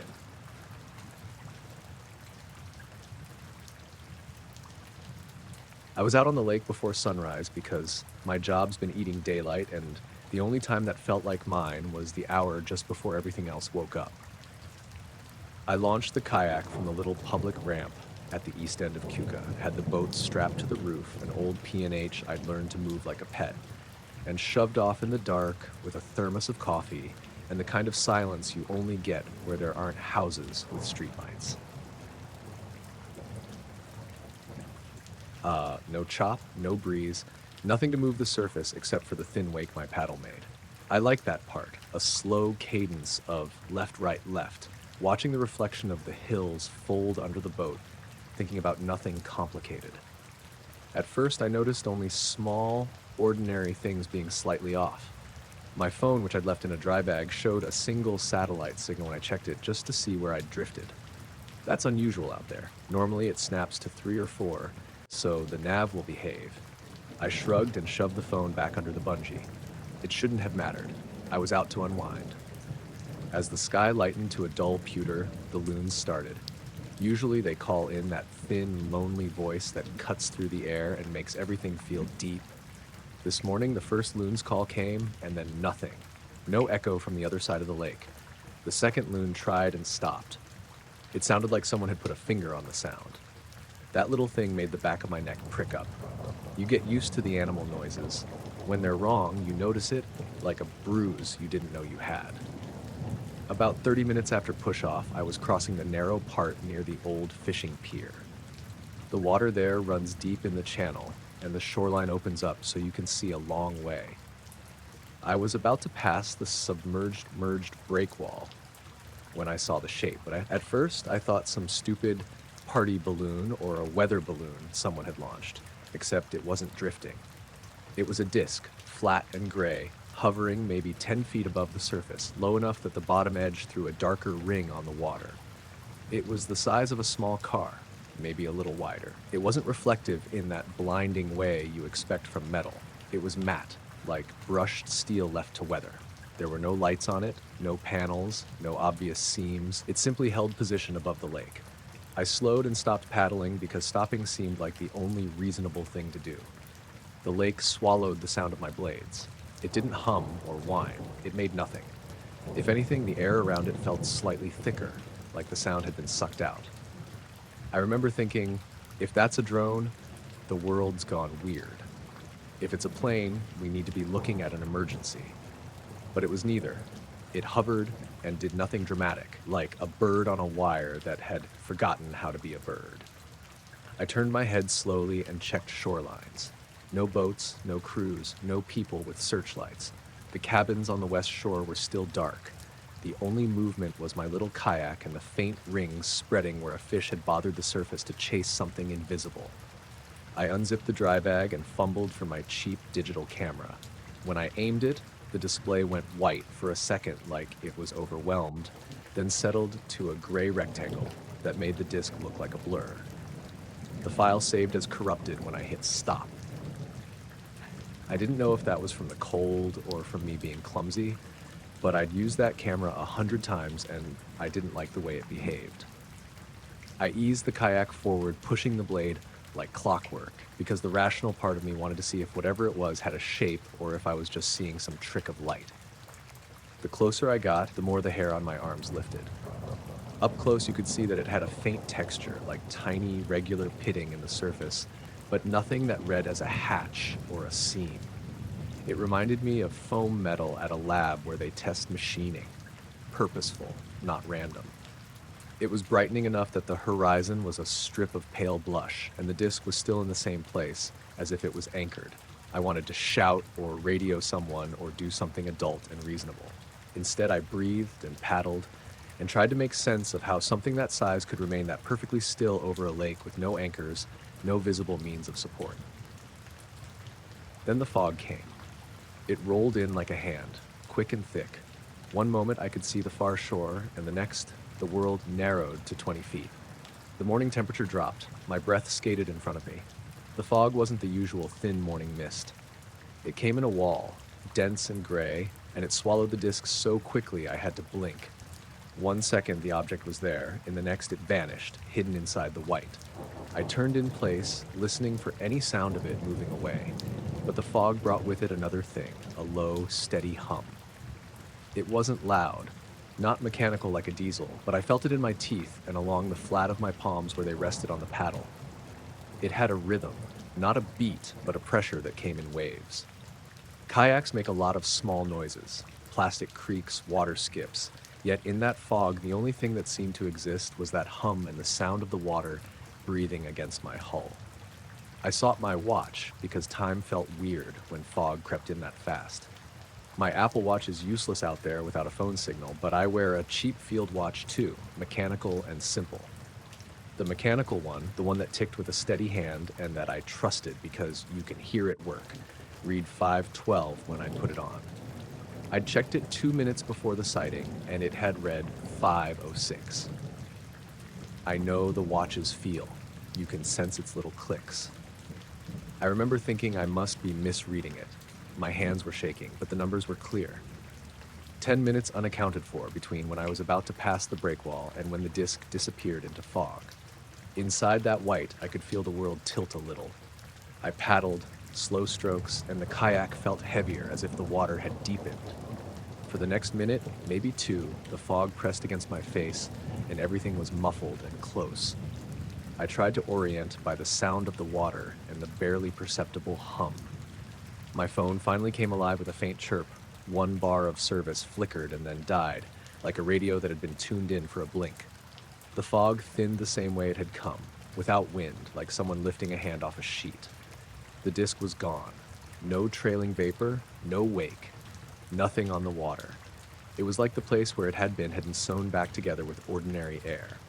I spun in the kayak, eyes scanning the gray, and the world looked as if no extraordinary thing had ever happened. I paddled back to the ramp in a slow loop, not eager to break the spell but wanting the shore under my feet. When my hull scraped the ramp boards, my palms were numb, and the small hairs on my arms were matted with dew. I hauled the kayak up and sat for a long minute on the bench with a thermos between my knees, staring at the line where water met shore. The parking lot lights came on as a maintenance truck rolled by. The driver rolled down his window and called something into the cab about an early delivery. He didn't look like he'd seen anything. On the drive home, my phone synced and the clock in the dash lit up. My watch, stubborn and mechanical, had been exactly 10 minutes slow compared to the car clock. My phone history showed a 10-minute gap too. No GPS traces, like a seam in the record. I told myself some rational things as I drove. Condensation, a weird bank of fog, a cargo balloon no one reported. I tried to get conspiratorial and the words felt hollow in my mouth. I took the kayak off the car by noon and stored it in the garage. The camera file was still corrupted. A tech at the outlet later told me sometimes sensors freak out when exposed to bright point sources. Cheap electronics just melt on certain inputs. Maybe. My cheap field watch kept the 10-minute lag for a day and then settled back, as if whatever had nudged it loosened its influence. People I told at the hardware store shrugged and asked if I'd been out late drinking. A coworker joked and asked if I'd finally seen Bigfoot. The thing that stuck with me wasn't the shape itself. It was the way the world stilled around it. How birds forgot to call, how my electronics hiccuped, how fog could appear like a curtain. I've lived on lakes and rivers my whole life. You learn the language of weather, how to read a cloud, how to know a gust before it smacks you. This didn't fit that language. That night, sitting on my back steps with the window open, Lake Keuka looked ordinary under the streetlights. People had boats again, music drifting from one house, the sound tissue of summer. I wrote down the details in my notebook, time, place, how the fog came in a wall, because that's what I do when things don't fit. I make them line up on paper. If nothing else, I'd have a record of the morning. In the end, I went on with work and bills and the minor betrayals of everyday life. The watch kept its time then. My phone behaved. The camera wept no more corrupted files. But sometimes, when the morning is flat and the low clouds sit just above the hills, I find myself waking up earlier than I need to, paddling out and listening. I don't expect answers. I listen because there was a brief moment when the lake stopped being only a lake and was something else entirely, and for whatever reason, it saw fit to show me.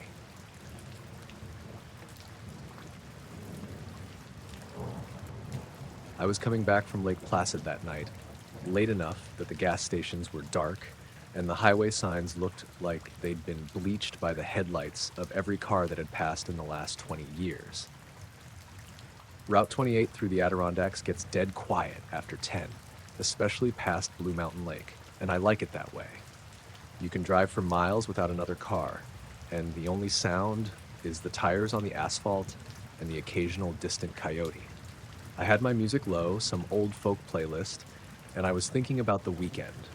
Camping, packing up, the little arguments over whose turn it was to clean the stove. The moon was thin, almost nothing, just enough to see the silhouette of the trees along the sides. And that's when I first noticed it, hovering above the road, maybe 50 yards ahead. It was a triangle, pure black against the gray of the night. Not huge, maybe the size of a small truck, but the shape was perfectly sharp. Edges crisp, no lights blinking, nothing that should have been there.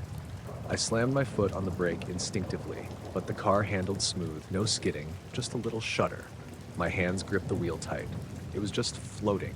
No sound, no heat shimmer, no reflection from the headlights, except a dull matte that absorbed light in a way that made it look unreal, like a shadow someone had lifted and set down above the asphalt. I blinked. In that split second, it seemed farther than it had been, but it was impossible. I hadn't moved. I swerved slightly to the left, my heart hammering. I didn't hit it, which I still think is impossible because it was right there over the lane. The headlights didn't pick up any landing gear, no exhaust, no outline of anything mechanical. Just a black triangle, floating there, perfectly still, like it was waiting. Then it moved. Not down, not up, not in a straight line. It shifted laterally across the road, slowly, deliberately, without a sound. I tried to rationalize it. Maybe a low-flying banner or a military drone, but the area is too remote, and at that altitude, I'd have heard something, seen something mechanical. I pulled off onto the shoulder, trying to calm my breathing, keeping my eyes on it in the rearview mirror. It didn't move closer to the trees, didn't vanish. It just hung there, unmoving, black as tar, and the headlights barely grazed it. I reached for my phone, which I'd been trying not to use because of dead spots in the mountains, but it had full signal for some reason. I snapped a picture, nothing. The camera showed only darkness. I tried video, blank frame, then static, like the sensor had been overloaded. After maybe 10 seconds, I swear it tilted slightly and disappeared. One moment it was there, hovering, then gone. No sound, no acceleration, nothing in the trees, nothing in the sky. I checked my GPS. It didn't register anything unusual, just my car blinking along the road. I sat there for a minute, heart hammering. The road was completely empty, not even a deer in the headlights. I tried calling my buddy Greg, who knows the area better than anyone. No answer, just static. I called again, holding the phone up, listening. On the third try, he picked up, groggy. Yo, what? Route 28, I said. By the second curve past the overlook. Did you see anything? No, he said. Are you drunk? I hung up. I wasn't drunk. I hadn't been drinking. I waited until I felt steady enough, then cautiously drove. Every shadow in the trees felt like it was moving. Every stretch of road was longer than it should be. I kept glancing in the mirror, expecting it to follow, but there was nothing. That's when the second strange thing happened. My odometer and trip meter didn't match the distance I'd traveled. The sign for the next curve came up almost instantly after I passed the last, like the road had shortened. I checked the dashboard clock. 10 minutes had passed that didn't line up with how long I'd been stopped on the shoulder or driving. I tried to rationalize. Maybe I dozed for a moment. Maybe it was the curve of the road, the dark, the trees. But my hands were sweaty, gripping the wheel the entire time. I hadn't closed my eyes. By the time I reached the Blue Mountain Lake exit, the weirdness had slowed. I kept thinking I'd catch a glimpse of it again, some reflection, some floating triangle, but there was nothing.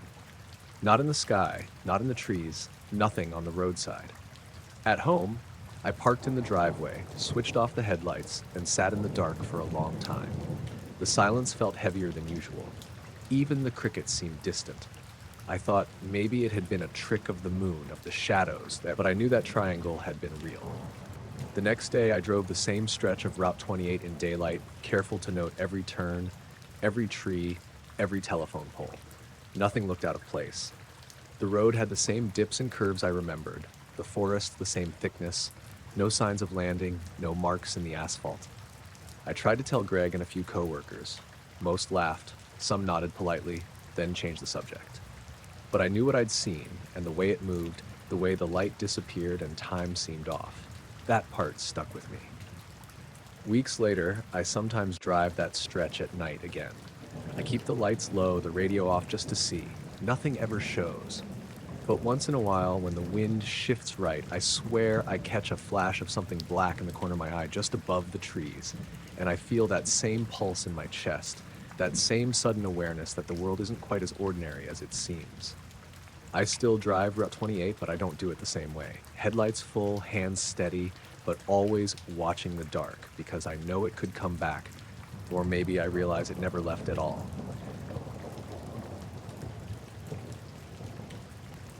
It started with the lights.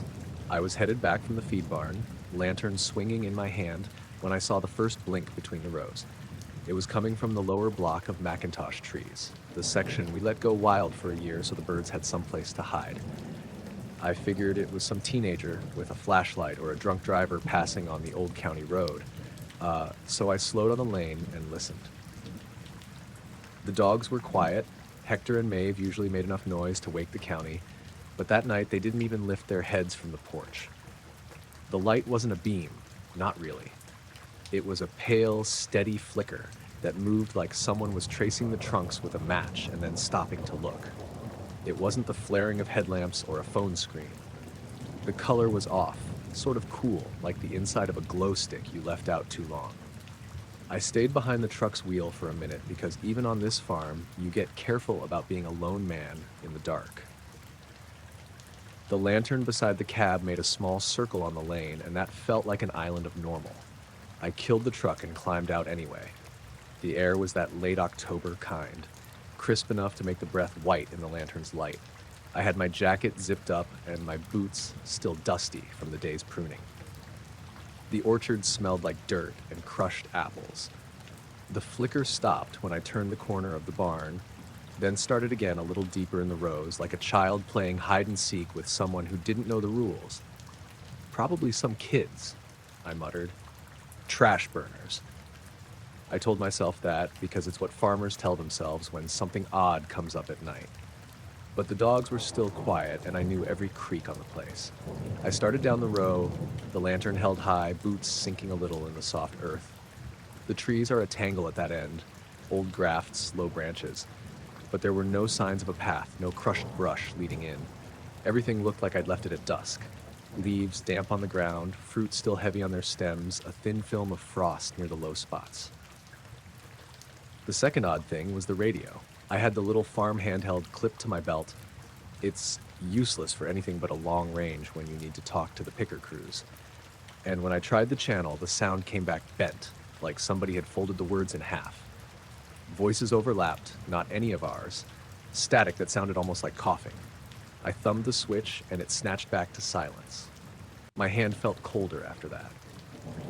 I kept walking. The flickering light moved again, now between two trees a few yards ahead, and I could see its reflection in the round backs of the apples, tiny pale moons rolling in the leaves. When I stopped, the light held.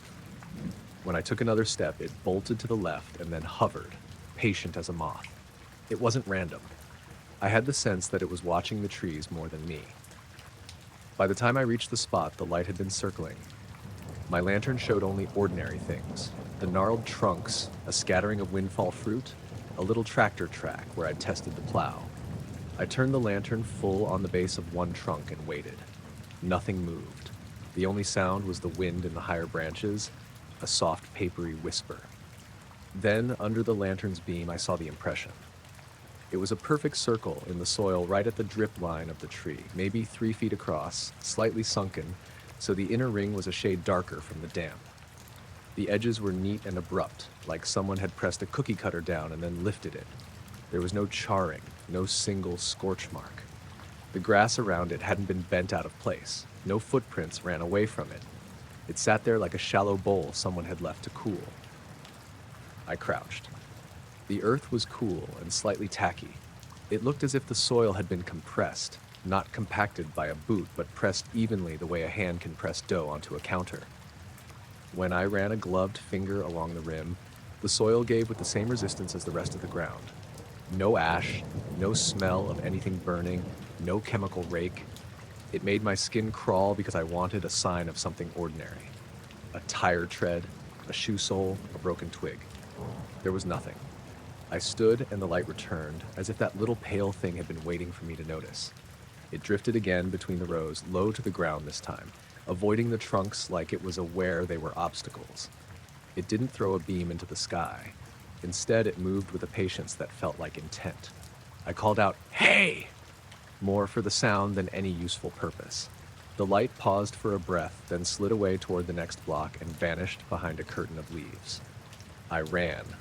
Stupid move. And when I came to that next clearing, there were 3 circles equally spaced like the seeds of some giant fruit. Each was the same diameter, the same neat rim, the same shallow bowl. All of them lay where the roots spread, on the undisturbed loam. No footprints between them, no tire tracks, nothing. I walked in a ring around the middle one, checking for differences. The grass bent the same way around each rim, and the only things out of place were the circles themselves.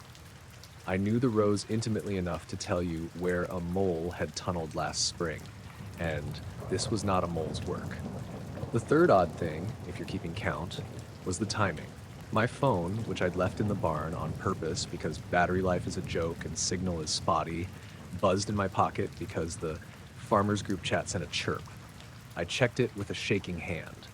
There was a message from Carla across the valley. Lights out your way with 3 question marks. The timestamp said 11:07. My watch said 10:52. For a second, I thought I was misreading the phone, or the phone had been set ahead. Later, when Carla called from her porch light, she said she and her husband had seen flickering in their own orchard on the ridge across from us, and that the local feed mill had called to ask if anyone had authorized night testing. Nobody had. I told her I'd call the sheriff, and she laughed. Said what would she say, that lights were skipping between trees like fireflies with a plan? We walked back to the house and grabbed flashlights. I called my neighbor Dom. He's been here longer than anyone, and his ears are tuned to farm noises. He met me at the fence line with his shop light and an old shotgun he uses mostly for rattlesnakes and hard winter raccoons. We walked past the circles, lined up several of us now, Dom, Carla, me, and a kid from the feed store carrying a truck lamp that hummed. The light that had been flickering wasn't there, but the orchard felt like the moment before rain. The stillness thick and waiting. Birds were not moving. Even the tractors out on the county road had let off. We found more circles, a ring next to the cider press shed, another behind the pack house where we keep the boxes. Some were cleanly in the grass, others tucked against roots and stone. You could see where the frost had pulled back from their rims and left a darker outline. Whoever, whatever had made them had done so with a geometry that felt deliberate. Dom, practical as he is, tried to take a rut and match it to the tire marks, hypothesizing somebody with a field test rig. The kid from the feed store walked around the largest circle and said, "There's no compaction difference." He squatted and ran his fingers through the soil, then stood and said, "No scorch, no oil, no metal filings." He looked at us as if we were the ones who'd misplaced the sense that things have causes. We called the county. Sheriff's deputies came, polite and stiff, took pictures, asked us the obvious questions. Time, witnesses, did we touch anything? And then they smiled that smile that tries to be cheerful about being slightly unmoored by the world. They chalked circles on the dirt for their notes and left their own set of footprints that broke the perfect rims we'd been curating with our feet. The deputy said she'd radio the state extension office and maybe get some soil tested, but it would be days. Labs had backlogs. I watched the deputy's flashlight sweep, and for the first time since I'd left the barn, I felt small in a way that had nothing to do with being a farmer. The orchard had turned into something bigger than our explanation. That night, I sat on the porch with a thermos of bad coffee and listened. The dogs had gone to the neighbor's place. They wouldn't stay on our property. The orchard lights I put up for winter came on in the yard, but they were weak and ordinary. I watched the tree line where the flickers had been and half expected the pale light to show itself again, come floating between trunks like a quiet question. It didn't. In the morning, the circles were the same as the night before. Neat depressions in the earth, like placeholders for something that hadn't bothered to leave anything else. The soil didn't smell odd, and the worms were still there when I dug down a little, wriggling and oblivious. We fed the animals and loaded the cider press and cracked jokes about modern art in an apple orchard and how the county needed to get off its hands and install surveillance. But the details nagged. My watch still read two different things for the same night.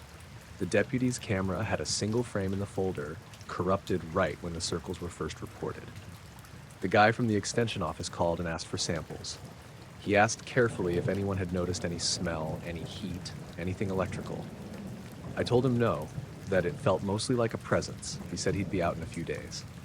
We went about the work, pruning, boxing, the little rituals that anchor a season. The circles stayed quietly neat, and people started to walk their edges like pilgrims, leaving small offerings of tape measures and notepads and coffee cups. A blogger from the city took pictures and wrote a piece that got the phrase "crop circles of the orchard" stuck in people's mouths, which made us all a little nauseous and a little amused. Tourists came and left. The circles didn't multiply in daylight. A week later, one of the circles had a new feature, a faint ring of lighter grass inside the darker, compressed soil. It looked like a bruise healing. The deputy called to say someone at the state lab had found a trace mineral concentration that didn't match typical Hudson Valley dirt, and that was as close as the professionals got to saying anything interesting. Minimal, she added, like someone trying not to make us feel any more unsettled than we already were. I stopped sleeping well. I'd get up at odd hours and walk the lane like a man watching a barn burn, thinking if he keeps watching, the worst will make sense. The lights didn't come back for me. I never actually saw the pale flicker again, not clearly like that first night. Sometimes in the deeper dark, I'd think I saw a movement between trunks and then nothing. The circles stayed, mute and geometrical, as if waiting for something to occupy them. A month later, the orchard looked ordinary enough in the day. Rows of bare branches and racks of ladders. At night, the county installed a motion camera at the back of the lower block.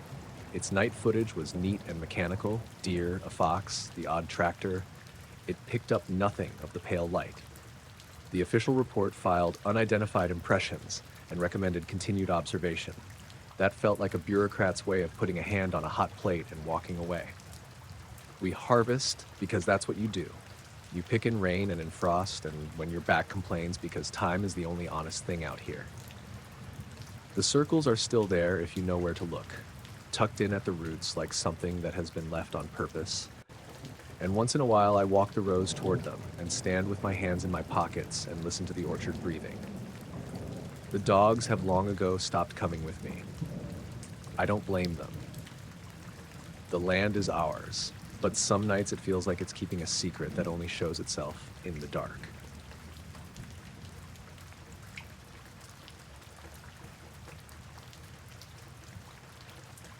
It was a little after 9 on a Tuesday night when I went for that run in Cobb's Hill Park in Rochester.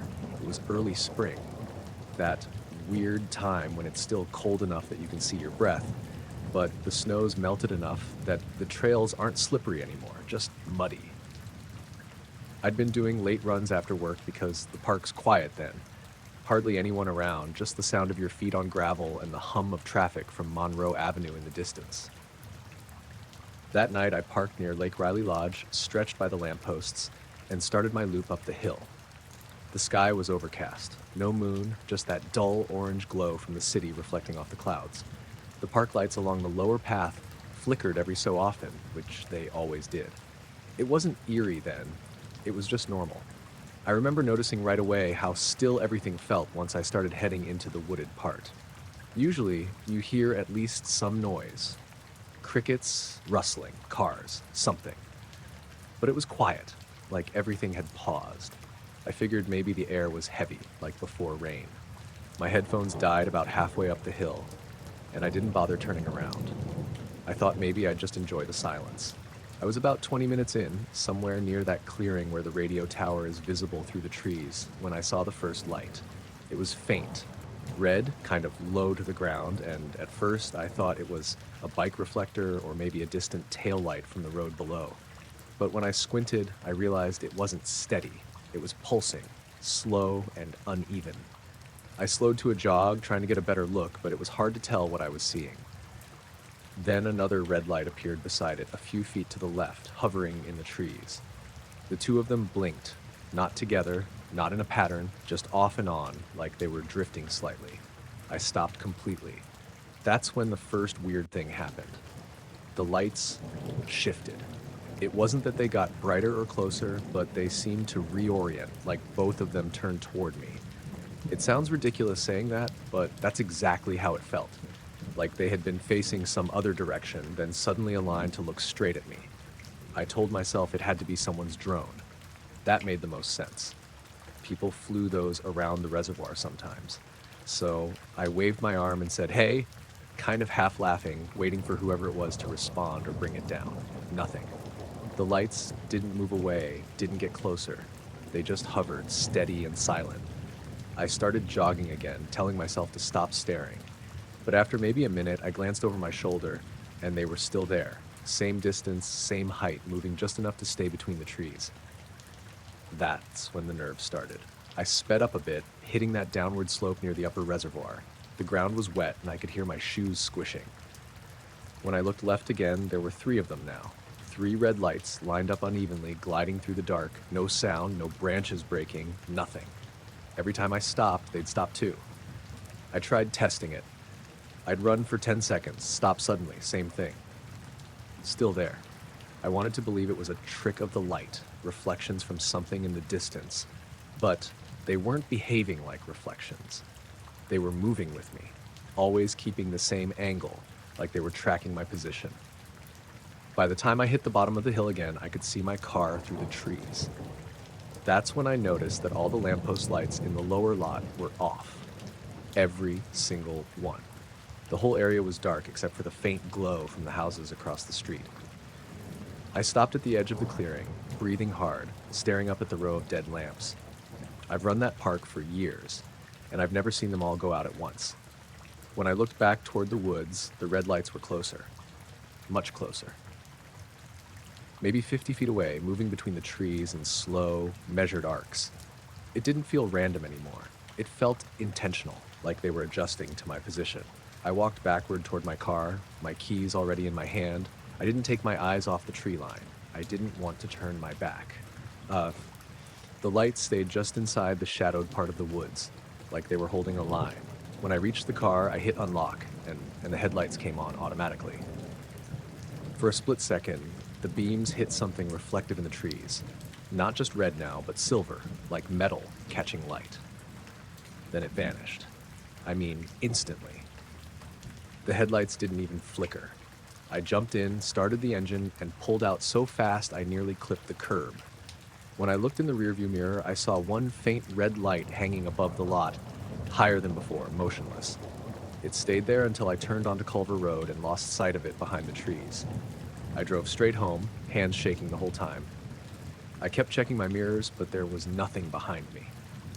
The city felt normal again. Streetlights, people walking dogs, cars at intersections.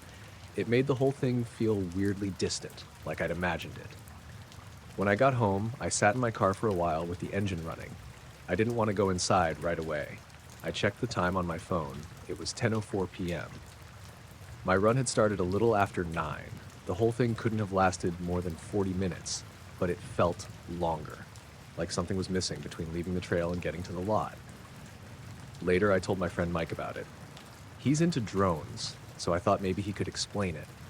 He asked what the lights looked like, and when I said they were pure red, no green, no white, no strobe pattern, he frowned. He said that all consumer drones have to display navigation lights by law, and they blink in set sequences. Mine didn't. They pulsed irregularly, like a heartbeat.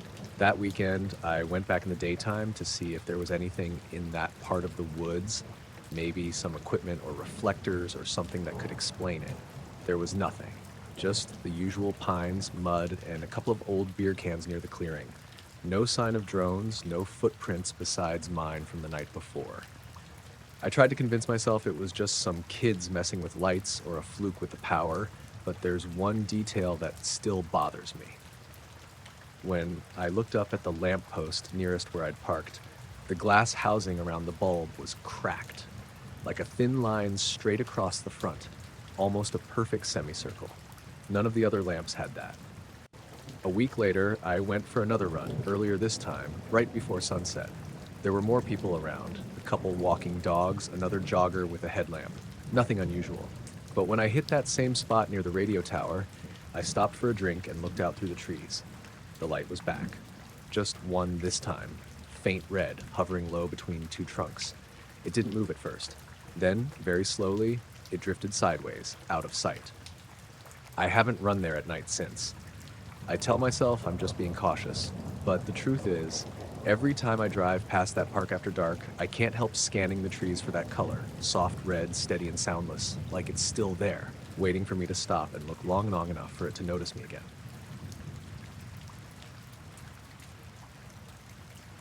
It was early October when I hiked out to the cliffs near Montauk Point. The weather had just turned cool, and the air off the Atlantic had that heavy, wet bite that sticks to your clothes. I'd gone out there on a Friday afternoon after work. I'm a surveyor for Suffolk County, and figured I'd walk the coastal trail for an hour or so before sunset. I'd been having trouble sleeping, and being near the water always helped. By the time I parked near the old radar tower and started down the trail, the fog was already rolling in from the ocean. The sky was gray but still light, maybe an hour from dusk. I was the only car in the gravel lot. Even the fishermen who usually hang around that area were gone. The cliffs there aren't huge, 30-40 feet above the water, but the drop looks worse when the tide's rough. The surf was loud that day, echoing up from below, and I could smell the salt and seaweed thick in the air. I remember thinking it felt like rain, but it never came. I walked east for maybe half a mile until the trail got narrow and overgrown. The fog started to thicken, so I stopped near a section of rock that jutted out toward the ocean. There's an old wooden fence there, half rotted and leaning, meant to keep people from getting too close to the edge. I climbed over it anyway and sat down on a flat rock facing the water. For a while, it was just the sound of waves and the faint creak of wind through the grass behind me. The visibility dropped fast. Within 10 minutes, the ocean below was just a moving sheet of white. You could barely tell where the water ended and the fog began. That's when I noticed the light. At first I thought it was the reflection of a boat. It was faint, a soft orange-white glow deep in the mist, maybe a few hundred yards out from the cliff base. I figured it was some fishing trawler heading toward the point, its lights diffused by the fog. I didn't think much of it, but it wasn't moving like a boat. It wasn't swaying or bobbing with the waves. It was just still. I squinted, trying to focus through the mist, and after a few seconds I realized it wasn't sitting on the water either. It was hovering just above it. Not high, maybe 10 or 20 feet, but enough that I could see the faint shimmer of the ocean underneath. It didn't have a clear shape, not at first. The glow seemed to pulse a little, not flashing or strobing, just slowly brightening and dimming, like someone breathing. There was no sound, no engine, no chop of a propeller, nothing. The waves were crashing hard below, but the light didn't move with them. It was fixed in place. I took out my phone to try and record it, but the screen immediately fogged up. I wiped it off with my sleeve, but the moisture in the air was so thick it kept misting over. I managed to get the camera open, but when I pointed it toward the ocean, the lens couldn't focus. The glow was there, but faint, like a distant streetlight behind heavy fog. I thought maybe I'd adjust the zoom, but before I could, something about the light changed. It stretched. It didn't rise or fall. It just elongated vertically, like it was drawing itself upward out of the water. It got taller, thinner, and brighter until it was this column of light, still hazy, but definitely solid in shape. Then, almost instantly, it condensed back down into a sphere, about the size of a small car. I stood up then, phone forgotten in my hand. I don't know why, but I felt this strange pressure in my ears, the way you do in an airplane before it equalizes. It wasn't painful, just noticeable. The air felt heavier. The glow shifted again, a soft red, then back to white. And then it started to move. Slowly, silently, it began gliding closer toward the cliffs. It didn't come fast or aggressively, more like it was drifting. I could see it more clearly now, cutting through the fog in this eerie, smooth motion. No flicker, no sway.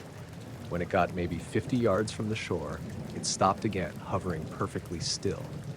I remember looking down at my feet, trying to steady myself, and realizing I couldn't hear the waves anymore. The wind was still blowing against my jacket, but the sound of the ocean was gone. Completely gone. It was just this strange, soft hum in the air, low enough that I wasn't sure if it was real or just inside my head. I called out, "Hey, hello," because part of me still thought it might be some drone or Coast Guard tech I hadn't heard about. No response. The light didn't move, didn't react. Then it rotated. That's the only word I can think of. The sphere turned like it had a front and a back, though I couldn't tell any difference in the glow.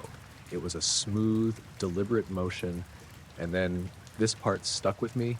It tilted slightly downward, like it was looking right at me. I froze. The hum got louder for maybe 3 seconds, just enough that I could feel it in my chest, and then it stopped completely. No sound, no movement. I don't know how long we sat like that. Me on the cliff, it hovering out over the water. Could have been 30 seconds, could have been 5 minutes. My sense of time kind of fell apart. Then, without warning, it shot straight upward. Not fast like a flare or a plane. Instant. One moment it was there, the next it was gone, disappearing into the clouds above. There was no contrail, no ripple in the air, no echo. The fog just closed back in like nothing had ever been there. The sound of the ocean came back slowly after that. I realized I was shaking and that my phone was still in my hand. I looked at the time, 6:43 p.m. I checked it against the timestamp on the photo I'd taken just before the light stretched, and it said 6:25. 18 minutes, though it hadn't felt that long. When I finally got back to the parking lot, my car windows were beaded with condensation. I sat there for a while, trying to warm my hands and figure out what I'd seen. I called my friend Danny, who works at the marina in Amagansett, and asked if there'd been any boats out that night with strong deck lights. He said no one was out there.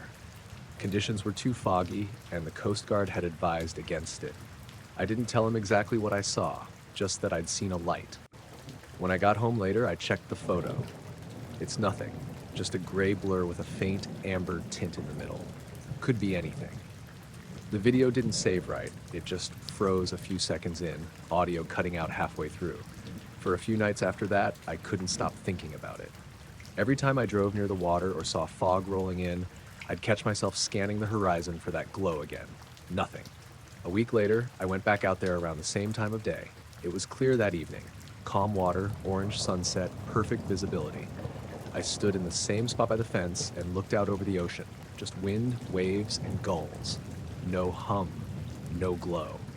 But as I turned to leave, I noticed something odd in the dirt near the fence post.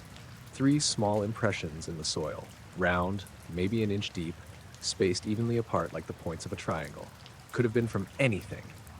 I crouched to look closer, but the dirt was too dry to tell how old they were. When I looked back out at the horizon, the sun had dropped behind a thin layer of haze. For a second, the reflection on the water shimmered in the same way that light had. Slow, pulsing. I stood there until it faded completely, then started walking back toward the car, not looking over my shoulder again. I haven't gone back to Montauk since. But every so often, when I'm driving home late along the Sunrise Highway and the fog comes in from the coast, I'll catch a faint, soft glow over the water in my side mirror. It's probably just the lighthouse or a plane's landing light catching the mist. Probably.